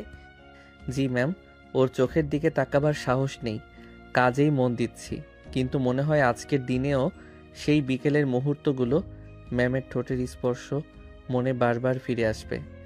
আরিশা পার নোট চেক করতে করতে শুধু চোখের কোণায় ঈশানকে লক্ষ্য করলো, ভেতরে হালকা টান, অদ্ভুত রাগ এবং লুকানো আগ্রহ, সব মিশে গেছে এক অদ্ভুত অনুভূতিতে। দুপুরে কাজ শেষ হতেই আরিশা ঈশানকে ডেকে পাঠালো, চোখের তীক্ষ্ণতা, মুখে এক অদ্ভুত ঠান্ডা হাসি। মিস্টার ঈশান, সন্ধ্যায় আমাদের বাংলোতে একটা মিটিং আছে, ফাইলগুলো রেডি রাখবেন। জি ম্যাম, আচ্ছা, আমি রেডি করে রাখবো। আরিশা ঠোঁটে কোণে সামান্য হালকা হাসি রাখলো, কোনো শব্দ ছাড়লো না। ঈশান ফিরে গিয়ে নিজের ডেস্কে বসলো, মনে মনে বলল, ম্যাম তো জোর দিচ্ছেন আমার সব কাজ শেষ করতে হবে, ফাঁকিবাজির কোনো জায়গা নেই। ঠিক সেই সময় কলিগ এসে ঈশানের পাশে এলো, হালকা হাসি মুখে, চশমার নিচ থেকে চোখ ঝলমল করছে। কি ভাই, খুব ব্যস্ত নাকি? সারাক্ষণ বিজি দেখছি। হ্যাঁ ভাই, ম্যাম তো আমাকে কাজ দিয়ে ভরিয়ে রাখেন, কথা বলার সময় পাই না। বুঝলাম, ম্যামের হাতে পড়লে কাজ ছাড়া আর কিছু নয়। তুমি কি এখনো মানিয়ে নিতে পারছো? মানিয়ে নিতে তো হচ্ছে ভাই, কিন্তু মাঝে মাঝে মনে হয় চোখে চোখ পড়লেই ভয় লাগে। ভয়? না না, বুঝি। কিন্তু দেখ, ম্যাম যে কোনো মুহূর্তে রাগ করলেও কাজটা শিখিয়ে দেয়, একদম ধীরে ধীরে। তাই মনে হয়। আজও তো আমার ফাইলগুলো চেক করেছেন, কিছু বললেন না, শুধু চোখে চোখে বার্তা দিলেন। বাহ, তুমি বুঝছো না, ওই চোখের বার্তাই বড় টাস্ক। যে চোখ সবকিছু বুঝে সেটা পেছনে ফেলতে পারবে না। বুঝছি ভাই, আজ থেকে আরো মনোযোগ দিতে হবে। হুম, সেই মনোযোগের দরকার। সন্ধ্যায় বাংলো মিটিংয়ে আরো দেখবে, কাজ আর দৃষ্টি দুটোই কাজে লাগবে। সন্ধ্যায় বাংলো ফাইল রেডি রাখতে হবে। ম্যামের চোখ আর সেই চোখের ছাপ আজও দিব্যি টানছে। তাই বাংলোতে ঈশান গাড়ির দরজা খুলে নামতেই বুক ধকধক, হাতে ফাইলের বান্ডিল, মাথায় অজস্র চিন্তা। আজ যদি একটা ভুল করি তো রাগী ম্যাম আমাকে আর ফিরেও তাকাবে না। আর যদি যদি আজও না না, চিন্তা করিস না, শুধু কাজ কর ঈশান। বাংলোর বড় গেট খুলতেই নরম আলো ঝলমল করতে লাগলো। পুরো বাড়িটা কোনো সিনেমার সেটের মতো। ঈশান হাঁটতে হাঁটতে ভেতরে ঢুকতেই থমকে গেল। সামনে সিঁড়ি বেয়ে নামছে আরিশা। আজ তিনি লাল সোনালি পাড়ের সিল্ক শাড়ি পরে চুলটা আলতো করে গুছিয়ে ছেড়ে দিয়েছেন। চোখে চিকচিকে কাজল, ঠোঁটে হালকা রং। এক মুহূর্তে পুরো বাংলো যেন তার আলোয় ঢেকে গেছে। ঈশানের নিঃশ্বাস আটকে গেল। হাতে ধরা ফাইল প্রায় পড়ে যাচ্ছিল। সে কোনো রকম সামলে নিল। ইয়া আল্লাহ, এত সুন্দর লাগছে কেন আজ? মনে হচ্ছে হাই, মন চাচ্ছে ম্যামকে কাছে টেনে নেই, কিন্তু ম্যাম যদি জেনে ফেলে আমাকে তো জায়গা থেকে ফায়ার করে দিবে। ওহ ঈশান, তোকে আজকের রাত বাঁচতে হলে চোখ নিচে রাখতেই হবে। ঈশান, ফাইল এনেছো? জি জি ম্যাম, হ্যাঁ মানে এনেছি, সব রেডি। আমি মানে আরিশা চোখ কুচলে দেখলেন এই যে কথায় কথায় তোতলানো, নাকি আবার কালকের ঘটনার কথা মনে পড়ছে। আজ কিন্তু ভুল করা চলবে না, বিদেশে ক্লায়েন্ট এসে গেছে, চলো। ঈশান, চোখ তুলে তাকাস না, একবার তাকালেই গুলতি খেয়ে পড়ে যাবি। রুমটা নরম আলোতে সাজানো। টেবিলের উপর ফাইল, ল্যাপটপ, পানির গ্লাস। দুজন বিদেশি ক্লায়েন্ট ভেতরে এসে বসতেই আরিশা পুরো বস মোডে চলে গেলেন। Welcome sir, here are the updated projected files. My junior associate mister Ishaan will brief you first. Thanks ma'am. So here is the main proposal. সে প্রেজেন্টেশন শুরু করতে নিজের ভয় আস্তে আস্তে কমে গেল। কাজের বিষয়ে ঈশান দারুণ পারদর্শী। ক্লায়েন্ট মুখের ভাবেই সেটাও বোঝে গেল। আরিশা হাত গুটিয়ে দাঁড়িয়ে দেখছিলেন। এত নিরীহ, এত বাচ্চার মতো চেহারা, এর মধ্যে কোথায় যেন একটা তীক্ষ্ণ গভীর কিছু লুকানো। আমি কেন এত মনোযোগ দিয়ে ওকে দেখছি? না আরিশা, কাজের সময় কাজ। মনে হচ্ছে বেঁচে গেলাম ম্যাম। ভালো হয়েছে, তবে আরো ইমপ্রুভ করতে হবে। তোমার কাজ মোটামুটি হয়েছে। মোটামুটি? সেটা তো অনেক। আপনার মুখে মোটামুটি মানেই বড় কমপ্লিমেন্ট। চলুন, কিছু ডকুমেন্ট সাইন করতে হবে, তারপর আপনি বাড়ি যেতে পারবেন। ঈশান, হাত পা বেঁধে রাখ, লাফালাফি করবি না। এত সুন্দর লাগছে যে আজ যদি মন হারাই তবে সত্যি ফায়ার হয়ে যাবি। ফাইল সাইন করার সময় দুজনই কাছাকাছি দাঁড়ালো। হাওয়ায় যেন ভারী নীরবতা ভরা অদ্ভুত উত্তেজনা। ঈশান কলম এগিয়ে দিতে গিয়ে হাত ছুঁয়ে ফেল। দুজনেই সরে গেল তড়াক করে। এক মুহূর্ত চোখে চোখ পড়ে গেল। আরিশার বুক ধকধক করে উঠল। সেই ঠোঁটের স্পর্শ হঠাৎ মনে পড়তে সে ভীষণ অস্থির। কেন হচ্ছে এমন? আমি কেন ওকে এইভাবে দেখতে বাধ্য হচ্ছি? আহ, আজকে আরেকবার যদি কিস হয়ে যায় তাহলে আমি সত্যিই মারা যাব।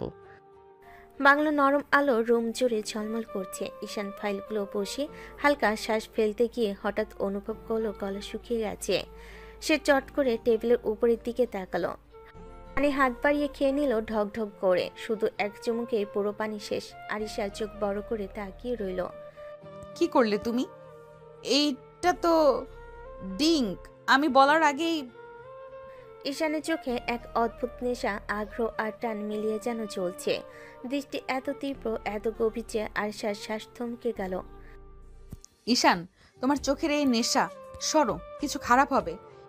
কিন্তু ঈশান ধীরে ধীরে এগিয়ে এলো। আরিশা পিছিয়ে যেতে চাইল, কিন্তু ঈশান এক হাতে তার হাত টেনে কাছে টেনে নিয়ে এলো। না ম্যাম, আমি তোমাকে খুব সুন্দর লাগছে।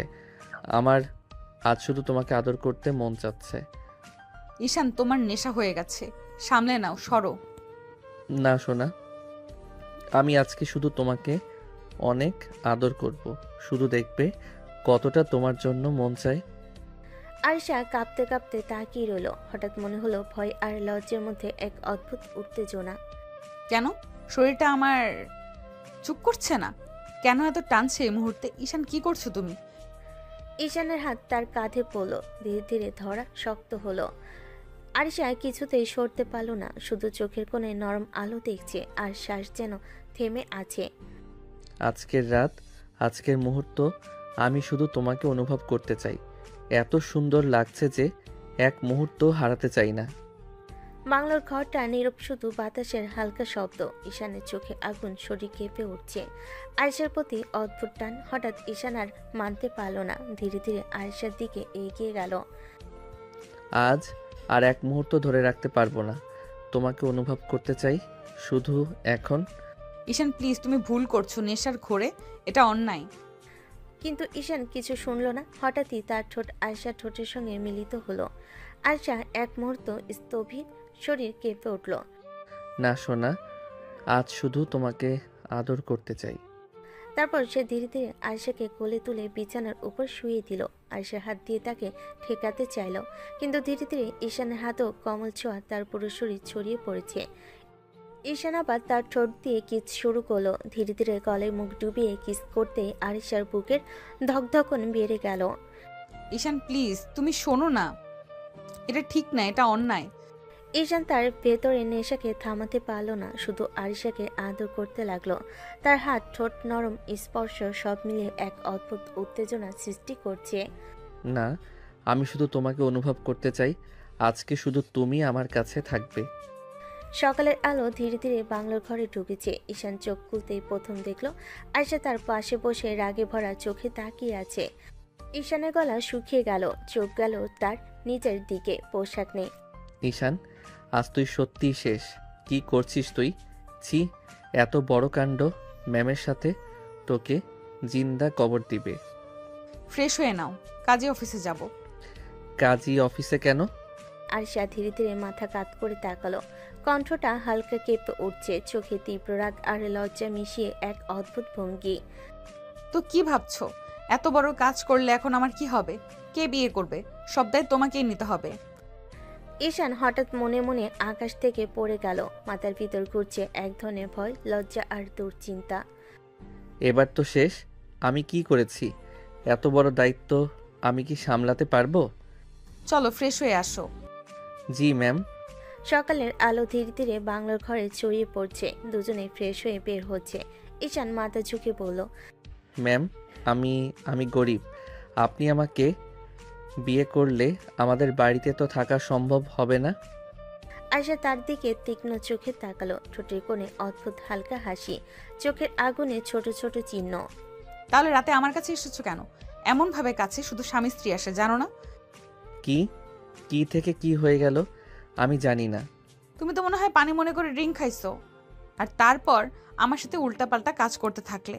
তোমাকে তো পুলিশেও দেওয়া উচিত ছিল, তা না করে আমি বিয়ে করছি। এটা তো তোমার কপাল। ঈশান কপাল চাপড়ে নিল। ভেতরে ভীত আর লজ্জা মিলেমিশে এক অদ্ভুত টান তৈরি হলো। মনে মনে বলল, আজ আমার জীবন পুরোপুরি পাল্টে গেছে। ম্যামকে হারাতে পারবো না, কিন্তু এই দায়িত্ব, এই সম্পর্ক আমি কিভাবে সামলাবো?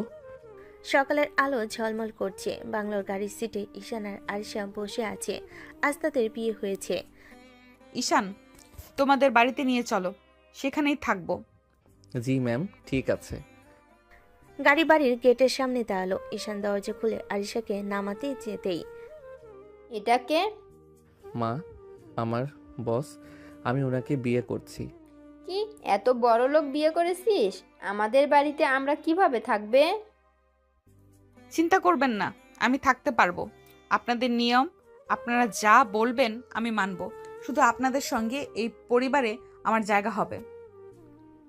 ঈশানের মা কিছুক্ষণ চুপ করে রইল, চোখে ভিন্ন ধরনের বিস্ময় আর হালকা ভয়। ঈশান কপাল চাপড়ে নিল, ভেতরে লজ্জা আর উত্তেজনার মিশ্রণ। আজ থেকে সব কিছু বদলে যাচ্ছে। ম্যাম আমাদের সংসারে জায়গা করবে, কিন্তু মা যে কি রিয়াকশন দেবে, হায় আল্লাহ। ঈশানের মা দরজার সামনে দাঁড়িয়ে আছে, চোখ দুটো বিস্ময়ে বড়, মুখা। এদিকে আরিশা মাথা উঁচু করে দাঁড়িয়ে, ঠান্ডা গলায় কিন্তু দৃঢ় স্বরে, যেন নিজেকে প্রমাণ করার অদ্ভুত শক্তি নিয়ে। তুমি যদি পারো আমাদের এখানে সংসার করতে আমার কোনো আপত্তি নেই, কিন্তু তুমি তো বড়লোক বাবার মেয়ে, থাকতে পারবে কি এই ঘরে? পারবো মা, এখানে থাকতে আমার কোনো সমস্যা হবে না। আমি মানিয়ে নিতে পারবো, আপনি চিন্তা করবেন না। ঈশান থ হয়ে দাঁড়িয়ে আছে, মনে হচ্ছে জীবনে এত বড় ধাক্কা সে কখনো খায়নি। তার মাথার উপর দিয়ে যেন ঝড় বয়ে যাচ্ছে। মা এবার একটু হাসার চেষ্টা করলেন। ঠিক আছে তাহলে, যেহেতু তোমরা বিয়ে করেছো, বৌমা তুমি ঘরে যাও। ঈশান, নিয়ে যা তোর বউকে। জি, এখনই। আর কবে? বৌমা এসে দাঁড়িয়ে আছে আর তুই হাঁ করে আসিস। নিয়ে যা ভেতরে। ম্যাম, মানে আরিশা, চলেন যাই। ওরা ঘরের দিকে হাঁটতে লাগলো। ছোট্ট সাদামাটা ঘর, খাটে ফিটফাট চাদর, পাশে ছোট্ট একটা টেবিল। আরিশা ভেতরে ঢুকতে চারিদিকে তাকালো, যেন অন্য এক পৃথিবী। ঈশান মাথা চুলকাতে চুলকাতে বলল, এই ঘরটাই মানে আমার। এখন আপনারও। ঘর ছোট, হ্যাঁ, কিন্তু ঘর নিয়ে আমার কোনো অভিযোগ নেই। অভিযোগ থাকলে তো আমি বিয়ে করতাম না, তাই না? বাপরে, এ আর কি কপাল! বসকে বিয়ে করলাম আর উনি এসে আমার ঘরেই থাকবেন। আমি বাঁচি কিভাবে?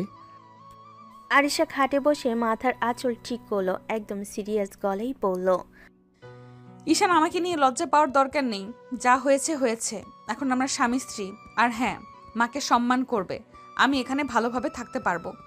আপনি এত সহজে মানে মানিয়ে নিতে পারবেন? কেন ভাবছো আমি পারবো না? তুমি তো পারলে রাতে আমার সাথে খুব ভালো মানিয়ে নিতে। ম্যাম প্লিজ, এগুলো মনে করাইয়েন না। আমি তো পানি মনে করে ড্রিঙ্ক খাইছিলাম। আর এই পানি খেয়ে এত সাহস? তোমাকে পুলিশে দিতে পারতাম জানো, তা না করেই আমি বিয়ে করলাম। এতটুকুই তোমার কপাল। হয়েছে, যা হওয়ার হয়ে গেছে। এখন যেভাবে বলেন আমি তেমনই করব। ভালো, এবার যাও, বাইরে থেকে আমার লাগে জানো। হায় আল্লাহ, রাগী ম্যাম, এখন আমার রাগী বউ। এখন আমি সত্যিই শেষ। ঈশান বের হওয়ার পর দরজা বন্ধ হতে নিস্তব্ধতা নেমে এলো। বাইরে হাওয়ার হালকা শব্দ, আর ভেতরে আরিশার অদ্ভুত অস্বস্তি। আরিশা খাটের ধারে বসে চুপচাপ তাকিয়ে রইল জানালার দিকে।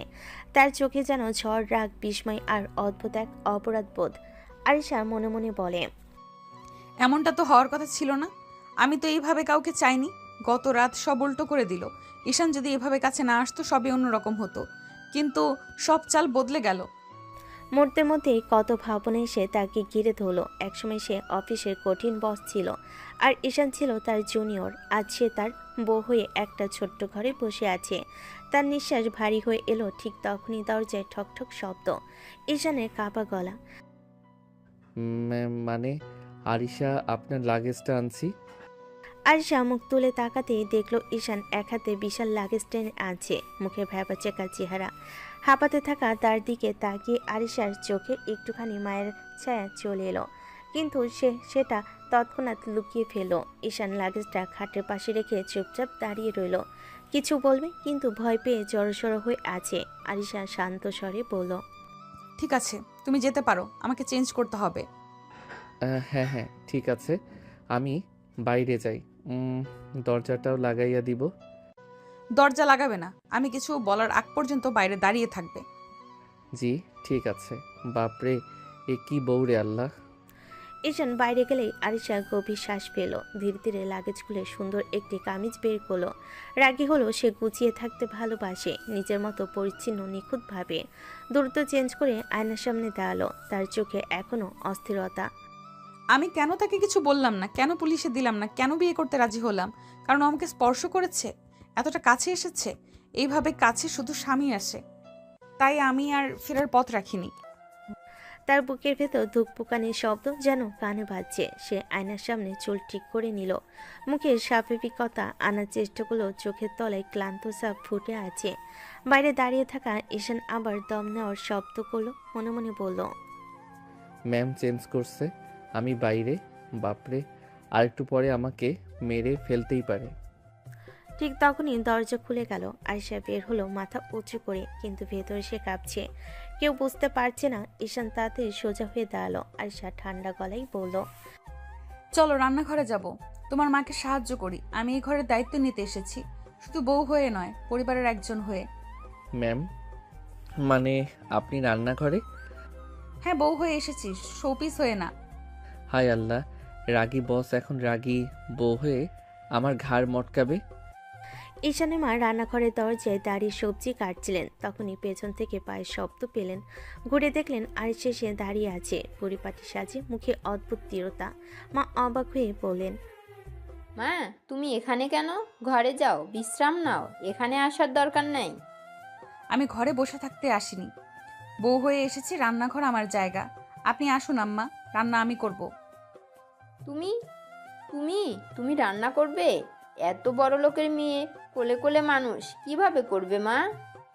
সব পারি। যে মেয়ে অফিস সামলায় সে চুলা বাসনও সামলাতে পারে। আপনি বসে দেখুন, ভুল হলে শিখিয়ে দেবেন। মা হতবাক হয়ে তাকিয়ে রইলেন। ঈশান তার ছোট বোন ইসরাত দূর থেকে দেখছিল। ইসরাত চোখ গোল করে বলল, ভাইয়া, তোমার ম্যাম রান্নাঘরে ভাবতেই পাচ্ছি না।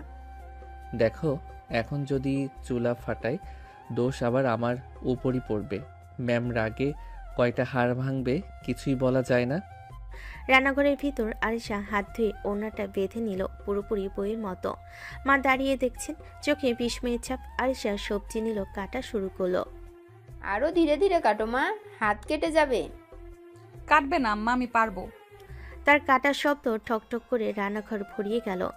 মামা, মা, ঈশান, ইসরাত তিনজনই বাকরুদ্ধ হয়ে দেখছে। চুলায় হাঁড়ি চাপাতে গিয়েও থামল না তার দৃঢ়তা।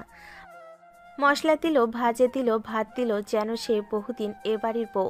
মা বিস্ময়ে বলেন, মা, তুমি তো দারুণ রান্না করো, ভাবতেও পারিনি তুমি এত কিছু জানো। সব বউই পারে আম্মা, চাই শুধু মন। আপনি চিন্তা করবেন না, আমি সংসার চালাতে জানি। ভাবি তো মনে হয় হিরোইন, একদিকে অফিসের বস, আবার এত সুন্দর রান্নাও জানে। হিরোইন না, সর্বনাশ। রাগ করলে মনে হয় থরের হাতুড়িও ফেলতে পারবে। চুপ কর শয়তান, তোমার বউ রান্না করেছে আর তুমি খ্যাক খ্যাক করছো। ঈশান মুখ চুপটি করে দাঁড়িয়ে থাকলো, কিন্তু চোখ সরাতে পারছিল না আরিশার দিকে। চুলার আলোতে দাঁড়িয়ে থাকা আরিশার অদ্ভুত সুন্দর লাগছিল। রাগী, আত্মবিশ্বাসী, পরিপাটি, এমন এক নারী যে অফিসেও সামলায়, সংসারও। কিছুক্ষণ পর ভাত, ডাল, সবজি আর মুরগি ঝোলের গন্ধে পুরো বাড়ি ভরে গেল। মা, তোমার হাতের রান্না যেন স্বর্গের মতো। আমি পরিবারের দায়িত্ব নিতে এসেছি আম্মা, আপনার সন্তানের বউ হয়ে। এই মেয়ে রাগী, কঠিন, ভয়ঙ্কর, তবুও অদ্ভুত সুন্দর। আর আমার বউ? রাত প্রায় 10:30। ঈশানের ছোট্ট ঘরটা আজ অদ্ভুতভাবে অচেনা লাগছে। বিছানায় দুটো বালিশ, একটা কম্বল। আরিশা বসে আছে, মাথা নিচু করে, চুল খুলছে ধীরে ধীরে। অন্যদিকে ঈশান চুপচাপ ঘরের এক কোণে বসে আছে। সাহস হচ্ছে না, শ্বাস নিতেও যেন ভয়। আরিশা আয়নায় নিজের খোলা চুলে হাত চালাতে চালাতে হঠাৎ বলল, কি ব্যাপার ঈশান, এত দূরে বসে আছো কেন? না মানে কিছু না ম্যাম, মানে আরিশা, আমি ভাবছিলাম আপনি রাগ করতে পারেন। রাগ? কাল বিয়ের আগে বাসর করে ফেললে রাগ করিনি, আর আজ আবার কেন রাগ করব? আমি তো নেশার ঘোরে ভুল করে ফেলেছি।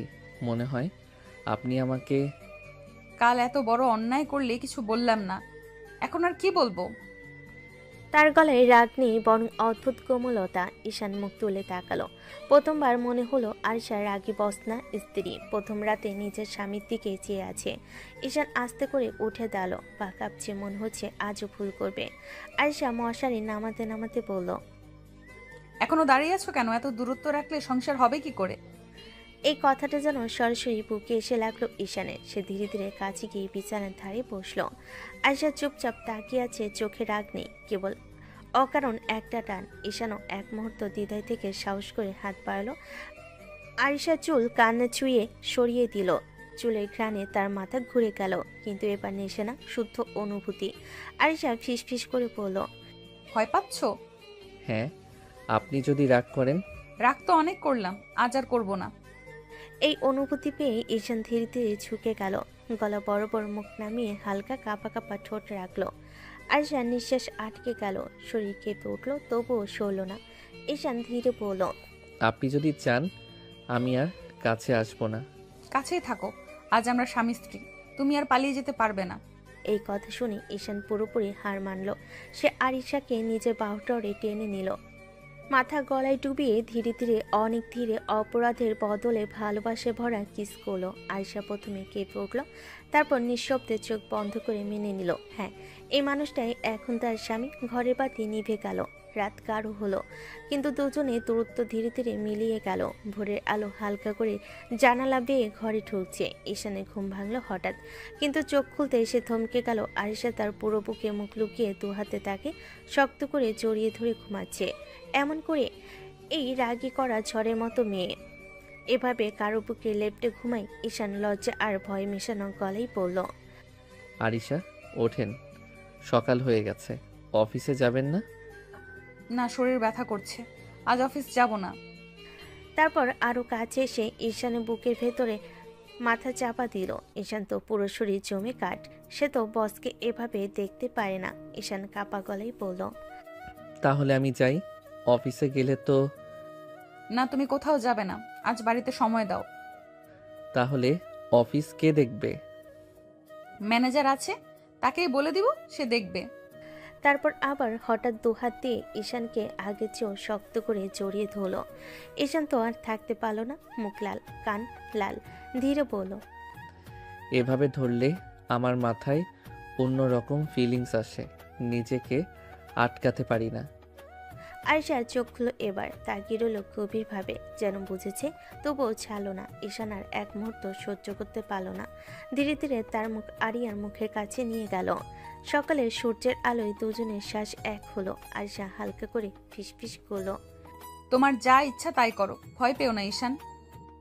এই আশ্বাস পেয়ে ঈশান আর কোনো বাধা রাখলো না। সে নিচে নেমে আয়েশাকে আলতো করে ঠোঁটে কিস করলো, ধীরে শান্তভাবে, অসম্ভব কোমলতায়। আয়েশার গায়ে হালকা শিহরণ বয়ে গেল।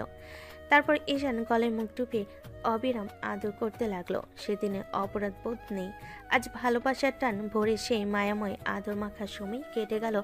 আয়েশা ধীরে ধীরে বিছানা থেকে উঠল। ঈশান তখনও আধা ঘুমে, যেন বিশ্বাসই করতে পারছে না তার রাগী বস এখন তার স্ত্রী। আয়েশা ঘর থেকে বের হয়ে গোসল করলো, পানি পড়ে তার গায়ের উপর, চোখ বন্ধ করে বারবার মাথায় ভাসে ঈশানের সেই সকালে নিবিড় স্পর্শ। হৃদয়টা কেমন যেন হালকা হয়ে ওঠে। গোসল শেষে শাড়ি পরে চুল ভিজে ভিজে খোলা রেখে ফ্রেশ হয়ে নিচে নেমে এলো। রান্নাঘরের দরজায় দাঁড়াতেই দেখলো ঈশানের মা চুলায় ভাত নামাচ্ছেন আর বোন ডাল নেড়ে দিচ্ছে। আয়েশা দ্রুত এগিয়ে গেল, কণ্ঠে স্পষ্ট উদ্বেগ, মা, আপনি রান্না করেছেন কেন? আমি করতাম না, আপনি ডাকলেই চলে আসতাম। মা, তোমার তো এত সকালে ওঠার অভ্যাস নাই। আমি সকালে করলাম, তুমি চাইলে রাতে করে রেখো, কিন্তু ভোরের রান্না আমার হাতেই হবে। আয়েশার বুকটা কেমন নরম হয়ে গেল। বড়লোকের মেয়ে হওয়ায় পরে কেউ তাকে এত সোজা, এত আন্তরিকভাবে গ্রহণ করেছে, এটাই তার কাছে নতুন অনুভূতি। না মা, আপনি বসুন, আগামীকাল থেকে আমি করব, আপনাকে একদম কষ্ট করতে হবে না। ঈশানের মা হাসলেন, যেন বুঝতে পারছেন এই মেয়েটার ভেতর রাগ আছে, কঠোরতা আছে, কিন্তু মনটাও খুব নরম। ভাবি, আপনি এত সুন্দর হেসে কথা বলেন। অফিসে তো ভাইয়া বলে খুব রাগী। অফিসার বাড়ি এক না, এখানে আমি বউ, ওখানে বস। তারা সবাই হাসলো। এরপর চারজন মিলে টেবিলে বসলো সাধারণ খাবার নিয়ে, ডাল ভাত, ডাল, আলু ভর্তা, ডিম ভাজি, যেটা আরশার মতো মেয়ের কাছে অস্বাভাবিক লাগার কথা, কিন্তু আজ তা লাগলো না। মা ভাত বাড়িয়ে দিলেন আরশার প্লেটে। মা খাও, তোমাদের সামনে অনেক পথ, শরীর ঠিক না থাকলে জীবনের ঝামেলা সামলানো যায় না। আরশা মাথা নিচু করে খেতে লাগলো। মায়ের এই স্নেহ, এই সাধারণতার মধ্যে যেন শান্তি আছে। ঈশান পাশে বসে লুকিয়ে লুকিয়ে তাকাই, ভাবছে, এই মেয়েটা যে অফিসে ঝড় তুলতে পারে, আজ আমার বাড়িতে এমন শান্ত হয়ে বসে আছে।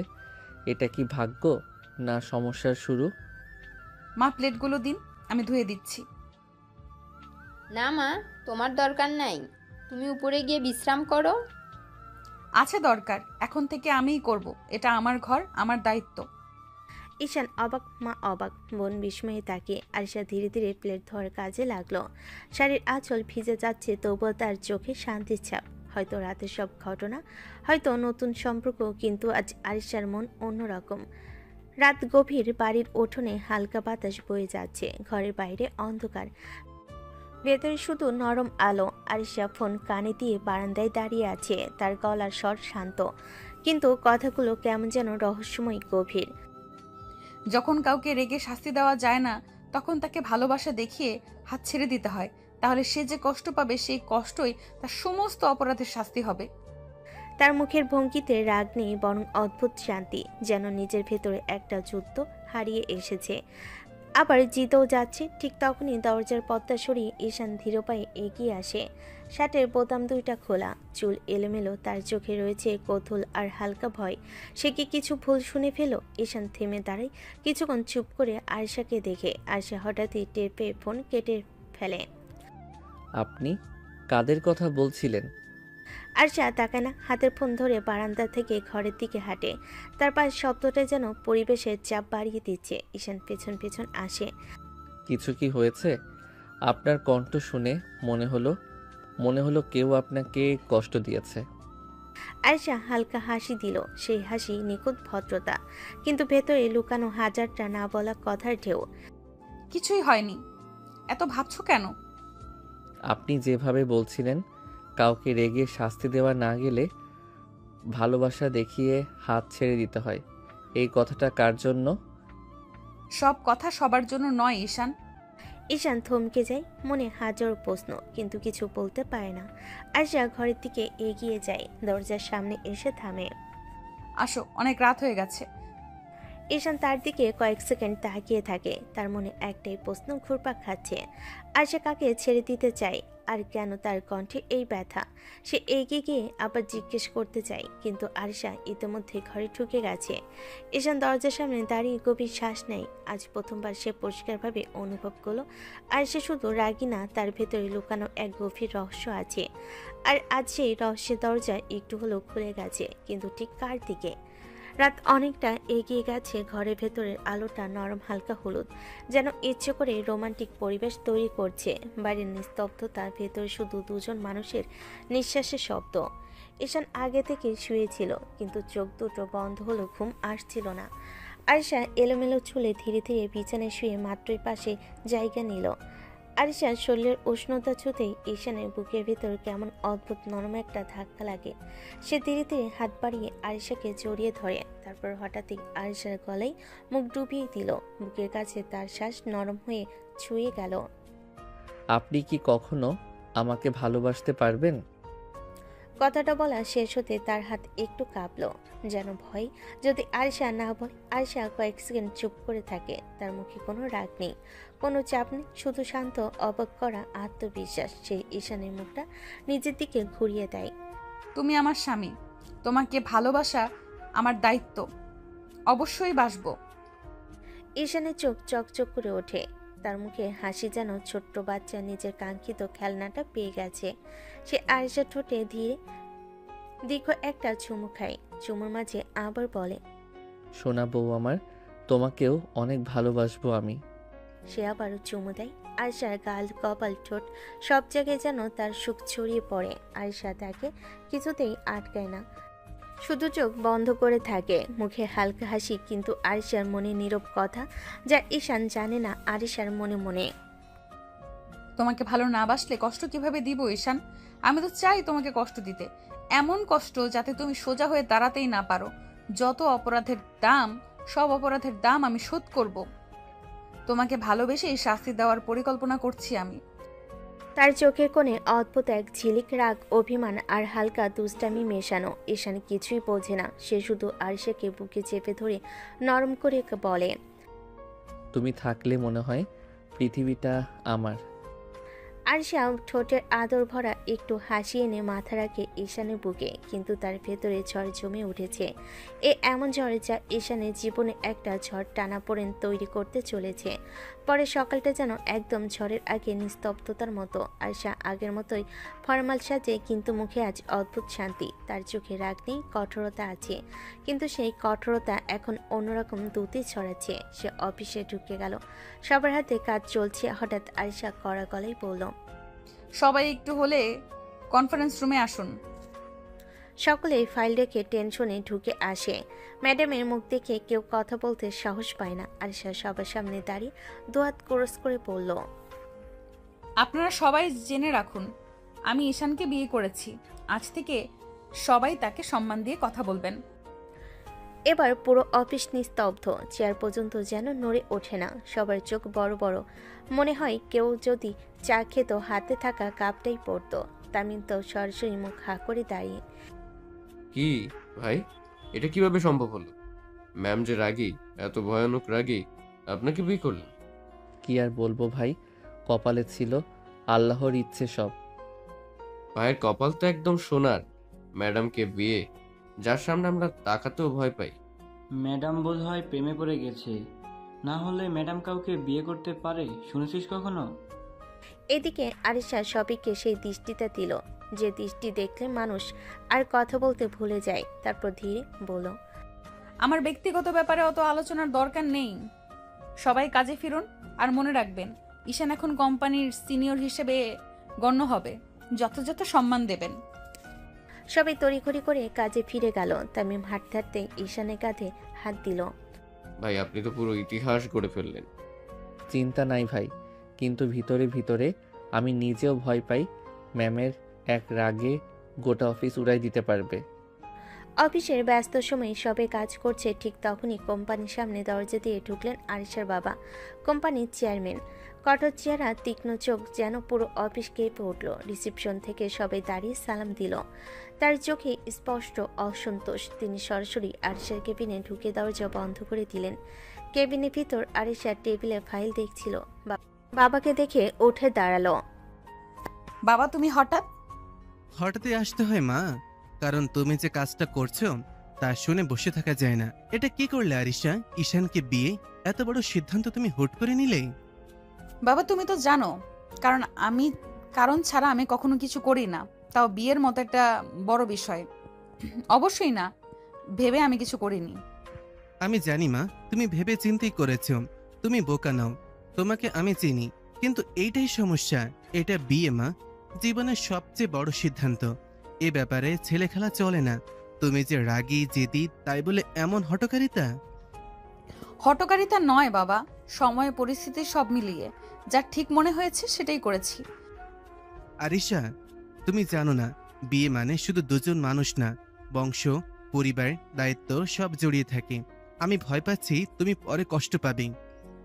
বাবা, তুমি আমাকে যেভাবে বড় করেছো, আমি কষ্টকে ভয় পাই না, আমি দায়িত্ব থেকে পালাই না। আর ঈশান, ওকে আমি নিজের সিদ্ধান্তে বেছে নিয়েছি, কারোর চাপে নয়। তুমি নিশ্চিত তো তুমি সুখী থাকবে? আমার জীবন আমি সামলাবো বাবা, তুমি এটা আমার উপরে ছেড়ে দিও না। তুমি এটা আমার উপরে ছেড়ে দাও, চিন্তা করো না, আমি হ্যান্ডেল করব সব। বাবা আর কিছু বললেন না। মেয়েকে দেখলেন, তার চোখে কঠোরতা, আত্মবিশ্বাস আর ভেতরে কোথাও লুকানো রহস্য। তিনি শুধু বললেন, ঠিক আছে, যদি তুমি এতটাই নিশ্চিত হও তাহলে আমি আর বাধা দেব না। কিন্তু মনে রাখবে মা, যদি কখনো কোনো সমস্যা হয়, তোমার বাবা সবসময় তোমার পাশে থাকবে। সমস্যা হলে আমি সমাধান করব বাবা, তুমি শুধু দেখো আমি করতে পারি। বাবা মাথা নেড়ে কেবিন থেকে বেরিয়ে গেলেন। তার যাওয়া মাত্রই কেবিনে আবার নিস্তব্ধ। আরিশা চেয়ারে বসে কপাল ছুঁয়ে ফিসফিস করে বলল, সবাই ভাবছে আমি ভালোবেসে বিয়ে করেছি, কিন্তু কেউই জানে না আমি কি করতে যাচ্ছি। ঈশান, এখন তোমার জীবন আমার হাতে। আরিশার বাবা কেবিন থেকে বেরিয়ে যেতেই রুমে আবার আগের মতোই ভারী নীরবতা নেমে এলো। আরিশা ফাইল গোছাচ্ছিল, ঠিক তখনই দরজায় নক। ম্যাম, ফাইল রেডি, দেখা লাগবে? দাও, টেবিলে রাখো। ঈশান ফাইল রাখলো, কিন্তু বেরিয়ে গেল না, বরং দরজা টেনে ভিতর থেকে লক করে দিল। আরিশা চমকে উঠে তাকালো। ঈশান, তুমি দরজা লক করলে কেন? ঈশান ধীরে ধীরে এগিয়ে এলো। তার চোখে প্রশস্ত প্রেম, এক ধরনের টান, যা দেখে আরিশা নিজের শ্বাস গিলে ফেল। এক মুহূর্তে এসে আরিশাকে শক্ত করে কাছে টেনে নিল। তারপর কোনো আগাম সতর্কতা ছাড়াই আরিশার ঠোঁটে নরম গভীর কিস করতে লাগলো। আরিশা কেঁপে উঠে ফিসফিস করলো, ঈশান, এটা অফিস, এখানে এসব করো না। কিন্তু ঈশান শুনল না। সে মুখ নামিয়ে আরিশার গলায় ডুবে গেল। একটার পর একটা কিস। আরিশার শ্বাস আটকে এলো, তার শরীরে কাঁপুনি উঠল। তাতে কি, তুমি তো আমার বউ। আমার নিজের বউকে আদর না করে থাকতে পারছি না। মনে হয় তোমাকে 2 দিনেই খুব বেশি ভালোবেসে ফেলেছি। ঈশান প্লিজ, এটা ঠিক না। ঠিক ভুল জানি না, কিন্তু তোমাকে ছাড়া থাকতে পারি না। আয়েশা অনুভব করলো হৃদয় থেমে যাচ্ছে। একটা আন্তরিক এতটা কাছে ভালোবাসা তার পরিকল্পনার জন্য বিপজ্জনক। সেই মুহূর্তে তার ভিতরের স্বর বলল, আমি চাই তুমি আমাকে ভালোবাসো। যত গভীরভাবে ভালোবাসবে, আমাকে হারালে তত কষ্ট পাবে। তখনই বুঝবে কষ্ট কি। বাইরে কেউ নক করলো। আয়েশা দ্রুত ঈশানকে ঠেলে সরিয়ে দিল। সোজা হও, কেউ আছে বাইরে। ঈশান হাসি চেপে দাঁড়িয়ে গেল। তার চোখে এখনো কিসের উষ্ণতা। আয়েশা নিজেকে গুছিয়ে নিয়ে বলল, এরকম আর একবার করলে আমি সত্যিই রাগ করব। রাগ করলে আরো বেশি ভালো লাগে। এই ছেলেটা আমাকে কেন দুর্বল করে ফেলছে। কিছুদিন পরে রাত তখন বেশ নরম হয়ে এসেছে। ঘরে হালকা আলোয় ঈশান ছোট্ট একটা কালো বক্স হাতে নিয়ে দরজায় দাঁড়ালো। আয়েশা টেবিলে কিছু কাগজ গোছাচ্ছিল। তাকিয়ে দেখে ঈশানের চোখে আজ অদ্ভুত উজ্জ্বলতা। জান, একটা জিনিস এনেছি তোমার জন্য। হঠাৎ তো রহস্য। ঈশান বক্স খুলে ধরতেই ভেতর থেকে বেরিয়ে এলো দারুণ একটা কালো শাড়ি। চকচকে নরম লাইটে ঝিলমিল করছে। এটা পরে আসো তো প্লিজ, তোমাকে কালো শাড়িতে দেখতে ইচ্ছে করছে খুব। আজ কেন এভাবে? কারণ তোমাকে দেখলেই মনে হয় আরো একটু কাছে যাই, আর কালো রং তোমাকে আসলে অসম্ভব সুন্দর লাগবে। আয়েশা কিছু বলল না। হাত থেকে শাড়িটা নিয়ে ধীরে ওয়াশরুমের ভেতর চলে গেল। কিছুক্ষণের মধ্যে আয়েশা বেরিয়ে আসতেই ঈশান নিঃশ্বাসই ভুলে গেল। কালো শাড়িতে তার রাগী কঠোর তীক্ষ্ণ মুখটা আরও রহস্যময় লাগছে। তার ঠোঁট, তার চোখ, সবকিছু যেন অন্যরকম। সোনা, তোমাকে অসাধারণ লাগছে, চোখ সরাতে পারছি না। আমি কেন দুর্বল হয়ে যাচ্ছি? আমি তো তাকে শাস্তি দিতে চাই আর কষ্টে দেখতে চাই, কিন্তু কেন এমন হচ্ছে? সে নিজের মনকে ধমক দিল, কিন্তু চোখের গভীরতা তাকে ফাঁস করে দিল। ঈশান ধীরে ধীরে কাছে এগিয়ে এলো। তার আচরণে কোনো তাড়া নেই, কেবল গভীর ভালোবাসা। হালকা করে আয়েশার গালে হাত রাখলো। জান, আজ তোমাকে খুব কাছে চাই, খুব। তার কথাই এমন কোমলতা যে আয়েশার শ্বাস আটকে গেল। ঈশানের হাত ধীরে তার পিঠে নামলো, তাকে নিজের বুকে টেনে নিল। আয়েশার চোখ বন্ধ করে ফেলো। রাগ, অভিমান, প্রতিশোধ সব যেন মিলিয়ে গিয়ে অদ্ভুত এক দুর্বলতা তাকে নরম করে দিচ্ছে। তোমাকে ভুলতে দেব না। আজকের রাত তোমাকে আমি সত্যি খুব ভালোবাসি জান। আমি কেন এরকম হচ্ছি? আমি তো চাই সহজে হার মানতে না। কেন ওর স্পর্শ আমাকে ভেঙে দিচ্ছে? আমি তো তাকে কষ্ট দিতে চাই, কিন্তু কেন নিজেরই কষ্ট হচ্ছে? রাত অনেক, ঘর নিস্তব্ধ। জানালার পর্দায় বাতাস হালকা দুলে উঠছে। আয়েশার চোখে তখনও রাগের আগুন, কিন্তু সেই আগুনের নিচে লুকিয়ে আছে কেমন যেন অদ্ভুত টান, দুর্বলতা, যেটা সে নিজেও বুঝতে পারে না। ঈশান সামান্য ঝুঁকে এসে চুল সরিয়ে দেওয়া মাত্রই আয়েশার দেহে কেমন শিহরণ ওঠে। সে সেটা লুকাতে চাই, কিন্তু ঈশান থামে না। সে আস্তে আস্তে আয়েশার ঠোঁট ছুঁয়ে কিস করলো, গলায় মুখ ডুবিয়ে ঘন কিস। তারপর দুহাতে তুলে কোলে করে নিয়ে বিছানায় শুয়ে দিল। আরিশা, তুই জানো আমি তোমাকে ছাড়া থাকতে পারি না। ঈশান আবার কিস করতে ঝুঁকতে থাপ্পড়ের মতো ধাক্কা। আয়েশা তীব্র রাগে ঈশানকে বিছানা থেকে ফেলে দিল। চোখ লাল, বুক ওঠানামা করছে তীব্র রাগে। আরিশা কাপা গলায়, তোর কি মনে হয় আমি তোকে সেই রাতের ঘটনার জন্য বিয়ে করেছি? না, আমি বিয়ে করেছি প্রতিশোধ নিতে, বুঝছিস?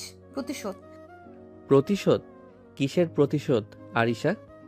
আমার বান্ধবী লিমা তোকে ভালোবাসতো পাগলের মতো, আর তুই তাকে এমন কষ্ট দিলি, এতটা অপমান করলি, যার জন্য সুইসাইড করতে বাধ্য হলো।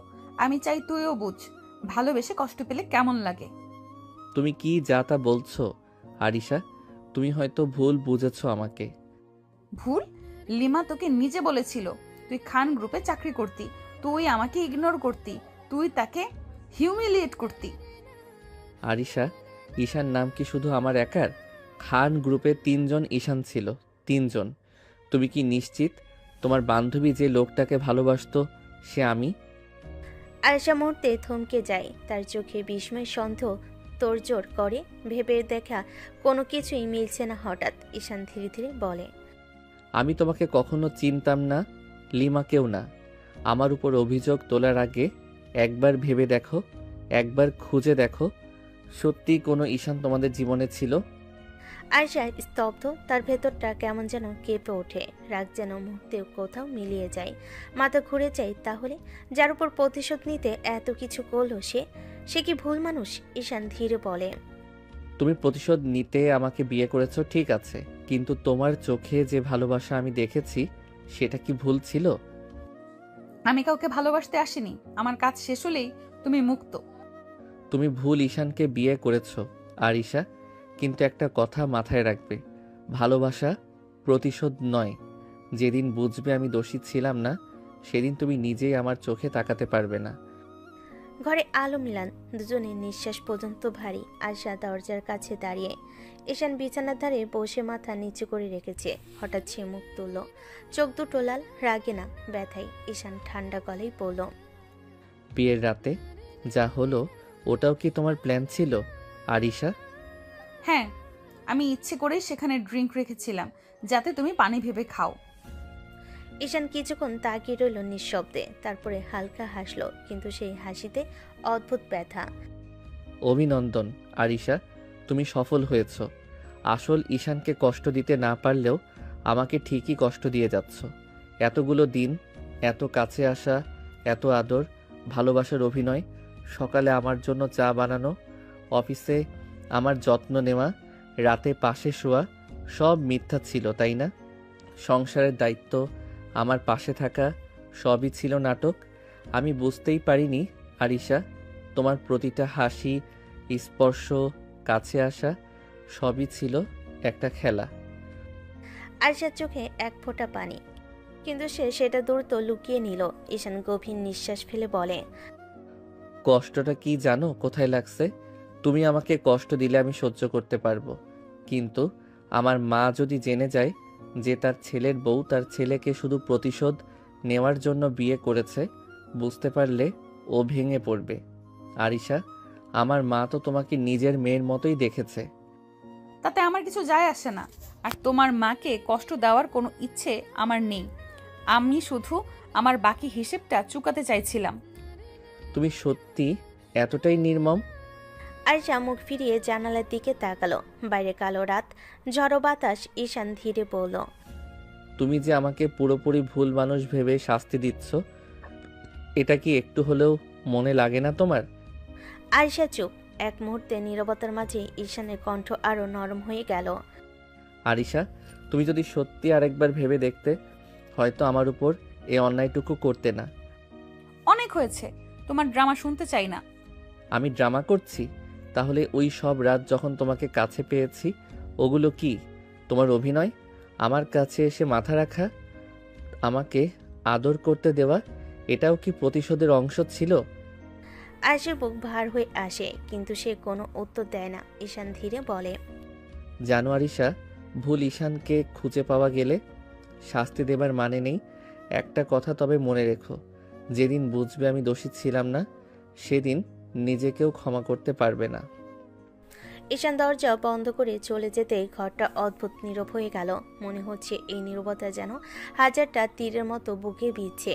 আয়শা দাঁড়িয়ে রইল কিছুক্ষণ, মাথা নিচু, মনে মনে একটা শুধুই কথাই ঘুরছে। যদি আমি ভুল করে থাকি, যদি আসলেই অন্য ঈশান হয়, না আমার ভুল না, লিমা যা বলেছে সব সত্যি। তবু বুকের ভেতর অদ্ভুত কাঁপুনি আটকাতে পারল না। সে কাঁপা হাতে ফোনটা তুলে নিল। একটা নাম খুঁজে কল দিল, রাশেদ ভাই। ফোন ধরতে রাশেদের হালকা চমকে যাওয়া কণ্ঠ। ম্যাম, এই রাতে ফোন? লিমা যে ছেলেটাকে পাগলের মতো ভালোবাসতো তার নাম ঈশান, তার ছবি আছে তোমার কাছে? আছে ম্যাম, লিমা আমাকে বলেছিল প্রয়োজনে যেন আপনাকে দেখায়।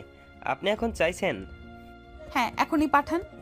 কথা শেষ হওয়ার 3 সেকেন্ডও যায় না, ফোনে টিং করে একটি ছবি আসলো। আয়শার বুক ধরফর করতে লাগলো। সে ধীরে ধীরে ছবি ওপেন করলো, আর তার চোখ বড়বড় হয়ে গেল। তার নিঃশ্বাস থমকে গেল মুহূর্তে। ছবিতে যে ছেলে, সে এই ঈশান না, একদমই না। ওই ছেলের মুখে ঠিক এই ঈশানের মতো নিষ্পাপ হাসি নেই। মুখের গঠন ভিন্ন, চেহারাই অন্যরকম ভাব, একটা দুষ্টু বেপরোয়া উপস্থিতি। আয়শার হাত কাঁপতে লাগলো। আয়শা ফিসফিস করলো, এটা তো সে না, এই ঈশান না। তাহলে আমি এতদিন ধরে ভুল মানুষের কাছে প্রতিশোধ নিচ্ছি। তার বুকের মধ্যে হঠাৎই কেমন যেন ঝড় বয়ে গেল, শ্বাস ভারী হয়ে উঠল। সে আবার ফোন করলো। রাশেদ ভাই, তুমি নিশ্চিত লিমা যে ছেলেটাকে ভালোবাসতো এই ছেলেটা? হ্যাঁ ম্যাম, এটা তো লিয়ার পাঠানো ছবি। ওই ছেলেটার নামও ঈশান। ও খান গ্রুপ কাজ করত, কিন্তু ও এখন দেশের বাইরে। লিমা মৃত্যুর আগে আমাকে বলেছিল আপনাকে দেখাতে। আয়শা ফোন নামিয়ে বসলো বিছানার কিনারায়। চারপাশটা কেমন ঘুরছে, তার মনে পড়লো ঈশানের সেই কথাটা। আমার ওখানে আরও 2টা ঈশান ছিল। আমি আমি কি ভুল মানুষকে শাস্তি দিচ্ছি, যে কিছুই জানে না, যে আমাকে ভালোবেসে ফেলেছে, যে শুধু আমার? তার চোখের কোণে ভিজে উঠল, কিন্তু সে হাতের পিঠ দিয়ে পানি মুছে ফেলল দ্রুত।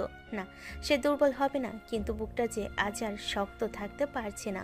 সে ছবি আবার দেখলো, বারবার দেখলো। এটা স্পষ্ট, এই 2 ঈশান এক মানুষ নয়। আয়শার কণ্ঠ ভেঙে গেল নিজের সঙ্গে। আমি তাহলে কি করেছি? তার মাথার উপর যেন আকাশ ভেঙে পড়ল। রাতের ঘর অন্ধকার, দরজা আধো খোলা, বাতাসে অদ্ভুত নীরবতা। ঈশান দরজা বন্ধ করে বেরিয়ে যাওয়ার পর আয়শা বোকার মতো দাঁড়িয়েছিল অনেকক্ষণ। তার চোখে বারবার ভেসে ওঠে ঈশানের শেষ কথা। তুমি সফল হয়েছ। সত্যিকারের ঈশানকে কষ্ট দিতে না পারলেও আমাকে ঠিকই কষ্ট দিতে পারছো। সেই কণ্ঠের ভাঙন তার বুকটা যেন ছিঁড়ে ফেলছিল। তারপর সেই ছবি পেল আর বুঝলো সে ভীষণ বড় ভুল করেছে। কিন্তু তখনই খেয়াল করলো ঘড়িতে রাত 1:45 আর ঈশান নেই। সে বাইরে বেরিয়ে বাগানে দেখলো নেই। রান্নাঘর ফাঁকা, বারান্দা ফাঁকা। মোবাইলে কল দিল, বন্ধ। আয়েশার বুক দম বন্ধ হয়ে আসলো। কই গেল ঈশান এই রাতে? আমি কি বলেছিলাম? আমি কি করে ফেলেছি? আয়েশার কান্না চলে এলো। সে বিছানায় ঠাস করে বসে পড়ল। চোখের পানি থামতে চায় না। রাত কেটে গেল, একটুও ঘুম আসেনি।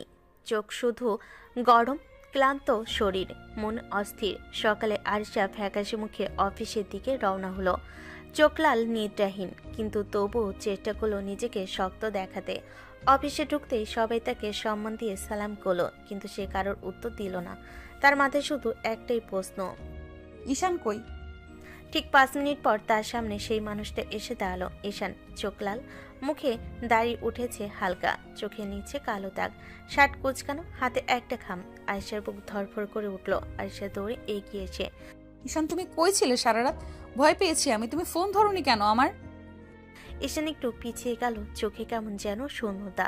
সে ঠান্ডা গলায় বলল, আপনি এখন অফিসের বস। কর্মচারী সারা রাত কোথায় ছিল সেটা জেনে আপনার কি লাভ হবে? ঈশান, আমি তোমার... এই নিন, এটা আমার রেজিগনেশন লেটার। আমি আর চাকরিটা করতে চাই না। কি রেজিগনেশন? তুমি কেন? আমি তো... আমার কোনো ব্যাখ্যা দরকার নেই ম্যাম। আপনি যাই করেন সেটা আপনার ইচ্ছে, কিন্তু আমি আপনার স্বার্থের জন্য আর নিজের অনুভূতি পিষে কাজ করতে পারবো না। ঈশান, একবার কথা শোনো। শোনার মতো কিছু নেই ম্যাম। আপনি যা করেছেন তারপরে আমার কিছু বলার নেই। সে পেছন ফিরে চলে গেল। আরশা দাঁড়িয়ে রইল স্থির হয়ে। মনে হচ্ছে বুকটাকেও পাথর দিয়ে চাপা দিয়েছে। মনে মনে শুধু একটাই কথা, আমি সত্যিই ভুল মানুষকে শাস্তি দিলাম, আর যার কোনো দোষ নেই তাকে ভেঙে ফেললাম। ঈশান অফিস থেকে বেরিয়ে ধীরে ধীরে হাঁটছিল। মাথা নিচু, কোনো শব্দ নেই, শুধু একটাই অনুভূতি, বুকের ভিতর কিছু একটা ভেঙে পড়েছে। বাড়ি গেট খুলতে মা দরজায় দাঁড়ানো। কি রে, এত তাড়াতাড়ি এলি? অফিস নাই আজ? এমনি মা, শরীরটা একটু খারাপ লাগছিল তাই চলে এলাম। তোর চোখ লাল কেন রে? কাঁদলি নাকি? ঈশান হেসে মাথা নেড়ে রুমে ঢুকে গেল। দরজা বন্ধ করে দীর্ঘ নিঃশ্বাস ফেল। তারপর আলমারির সামনে গিয়ে আরশার প্রতিটা শাড়ি, গহনার বক্স, ফ্রেশার, চিরুনি সবকিছু এক এক করে তুলে নিল। লাগেজ খুলে ধীরে ধীরে সাজাতে লাগলো। মাঝে মাঝে হাত থেমে যাচ্ছে, চোখে জল জমে উঠছে, কিন্তু সে কাঁদছে না, কারণ তার ভেতরে সব কান্না শুকিয়ে গেছে গত রাতে। ঈশান নিজের মনে, যতদিন ছিলে মন থেকে ভালোবেসেছি। মনে হয়েছিল তুমি আমার স্ত্রী, আমার ভবিষ্যৎ, কিন্তু সবটাই নকল ছিল, শুধু প্রতিশোধ। সে মাথা নিচু করে লাগেজের জিপ বন্ধ করলো। ঠিক তখনই গেটের শব্দ। মা বলছে, আরিশা মা, এসো এসো ভেতরে। ঈশানের বুক ঝাঁকুনি খেল। সে মুখ তুলল। আরিশা এসে দাঁড়িয়েছে দরজায়। চোখ ফুলে গেছে, কান নেই, চুল এলোমেলো, মুখে অস্থিরতা। ঈশান, আমি তোমার সাথে কথা বলতে চাই। ব্যাগটা এখানে। আমি আপনার সব জামা কাপড় সব জিনিস গুছিয়ে রেখেছি। আপনি চলে যান আপনার বাড়িতে। আপনার প্রতিশোধ নেওয়া হয়ে গেছে, এখন থাকার কোনো মানে নেই। ঈশান, তুমি কি এসব সিরিয়াসলি বলছো? হ্যাঁ ম্যাম, আমি ঠাট্টা করছি না। আপনি তো আমাকে কষ্ট দিতে এসেছিলেন, তাই না? এসেছেন, দিয়েছেন, এখন চলে যান। আর যদি মনে হয় আপনার প্রতিশোধ এখনও শেষ হয়নি, তাহলে আমাকে পুলিশের হাতে তুলে দিন। বিয়ের রাতের অভিযোগ দিলেই হবে। ঈশান, তুমি তো জানো তোমাকে জেলে পাঠানোর জন্য আমি... জানি পারেন ম্যাম, সেদিন যা করেছি সেটার জন্য যদি শাস্তি চান, আমি প্রস্তুত। আরিশা আর সহ্য করতে পারল না, তার চোখ ভেসে গেল জ্বালাই। আরিশা চোখ মুছে বলে, তুমি কি সত্যি বিশ্বাস করো আমি তোমাকে জেলে দিতে পারি? আপনি তো আমার জীবনে যা চাইছেন তাই করতে পারছেন। প্রতিশোধ, কষ্ট, অপমান আর কি বাকি আছে? ঈশান, দয়া করে একটু শুনবে আমাকে? ম্যাম, আমার আর কথা শোনার শক্তি নেই। আপনি ভুল মানুষকে বান্ধবীর ভালোবাসার মানুষ ভেবে প্রতিশোধ নিয়েছেন, এখন দয়া করে চলে যান। আরিশা চোখ মুছে দাঁড়িয়ে রইল, এক মুহূর্ত কথা বলতে পারল না। হঠাৎ মনে হলো তার দুনিয়া ভেঙে যাচ্ছে। লাগেজের দিকে তাকে তার ঠোঁট কাঁপলো। আরিশা ধীরে বলল, তুমি চাও আমি চলে যাই? হ্যাঁ। ঠিক আছে, তোমার ইচ্ছে মতোই যাব। ঈশান ঘর থেকে বেরিয়ে যেতে গিয়েই হঠাৎ ঠাস শব্দে থমকে দাঁড়ালো। পেছনে তাকাতে দেখলো আরিশা মেঝেতে ছটফট না করে নিথর হয়ে পড়ে আছে। আরিশা, আরিশা, কি হলো তোমার?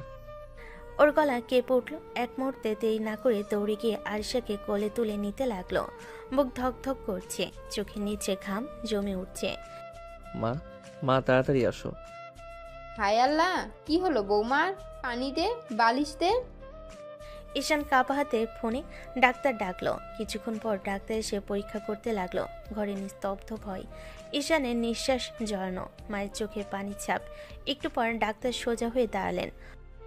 চিন্তার কিছু নেই, উনি স্টেজে অজ্ঞান হয়েছেন। আর আর উনি প্রেগনেন্ট। পুরো ঘর নিস্তব্ধ হয়ে গেল। ঈশান যেন নিজের কানকে বিশ্বাস করতে পারছে না। বুকের ভিতর কি যেন মোচড় দিয়ে উঠল। মা মুখে হাত দিয়ে বলেন, আলহামদুলিল্লাহ, কিন্তু এ মেয়ে তো খুব দুর্বল হয়ে গেছে, খেয়াল রাখতে হবে। মা, উনি তো আমাকে ভালোবাসেনও না। এতদিন যে কাছে ছিলেন, সবই নাকি প্রতিশোধের জন্য। এখন কি উনি আমার সন্তান রাখবে? বাবা, মায়েদের মন কেমন হয় জানো?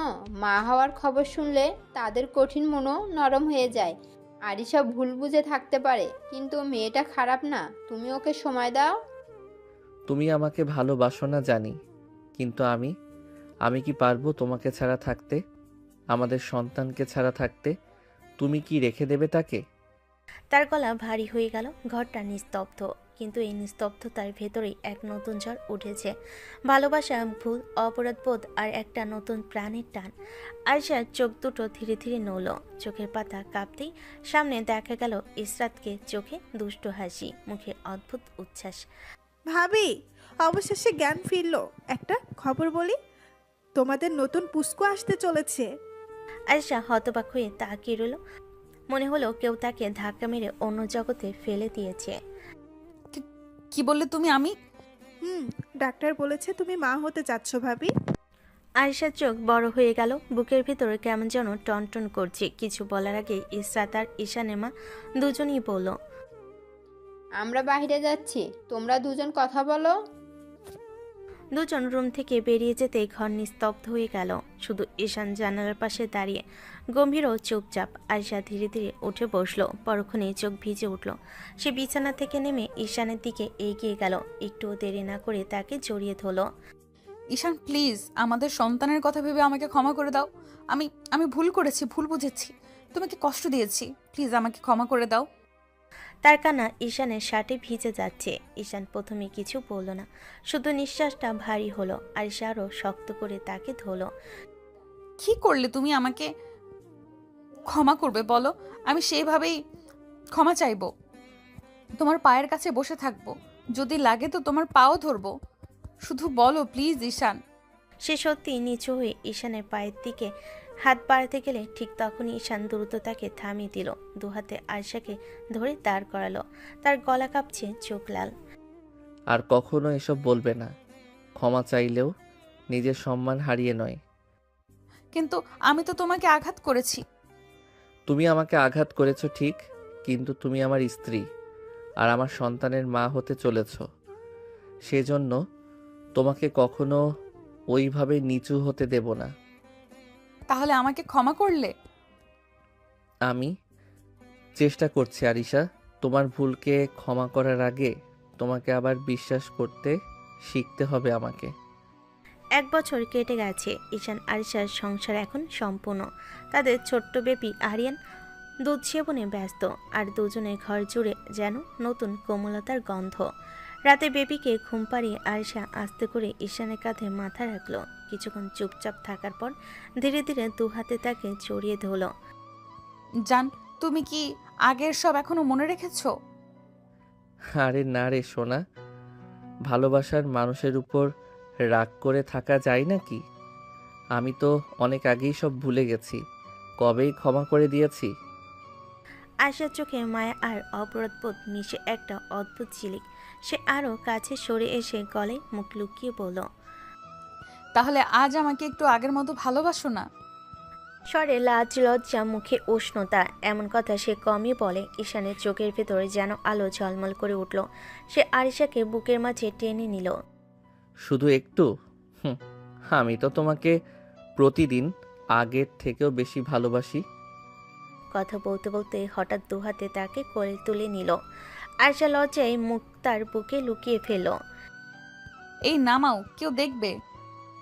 কেউ দেখলেও সমস্যা নেই, সবাই জানে আমি আমার রাগী বসকে ভালোবাসি।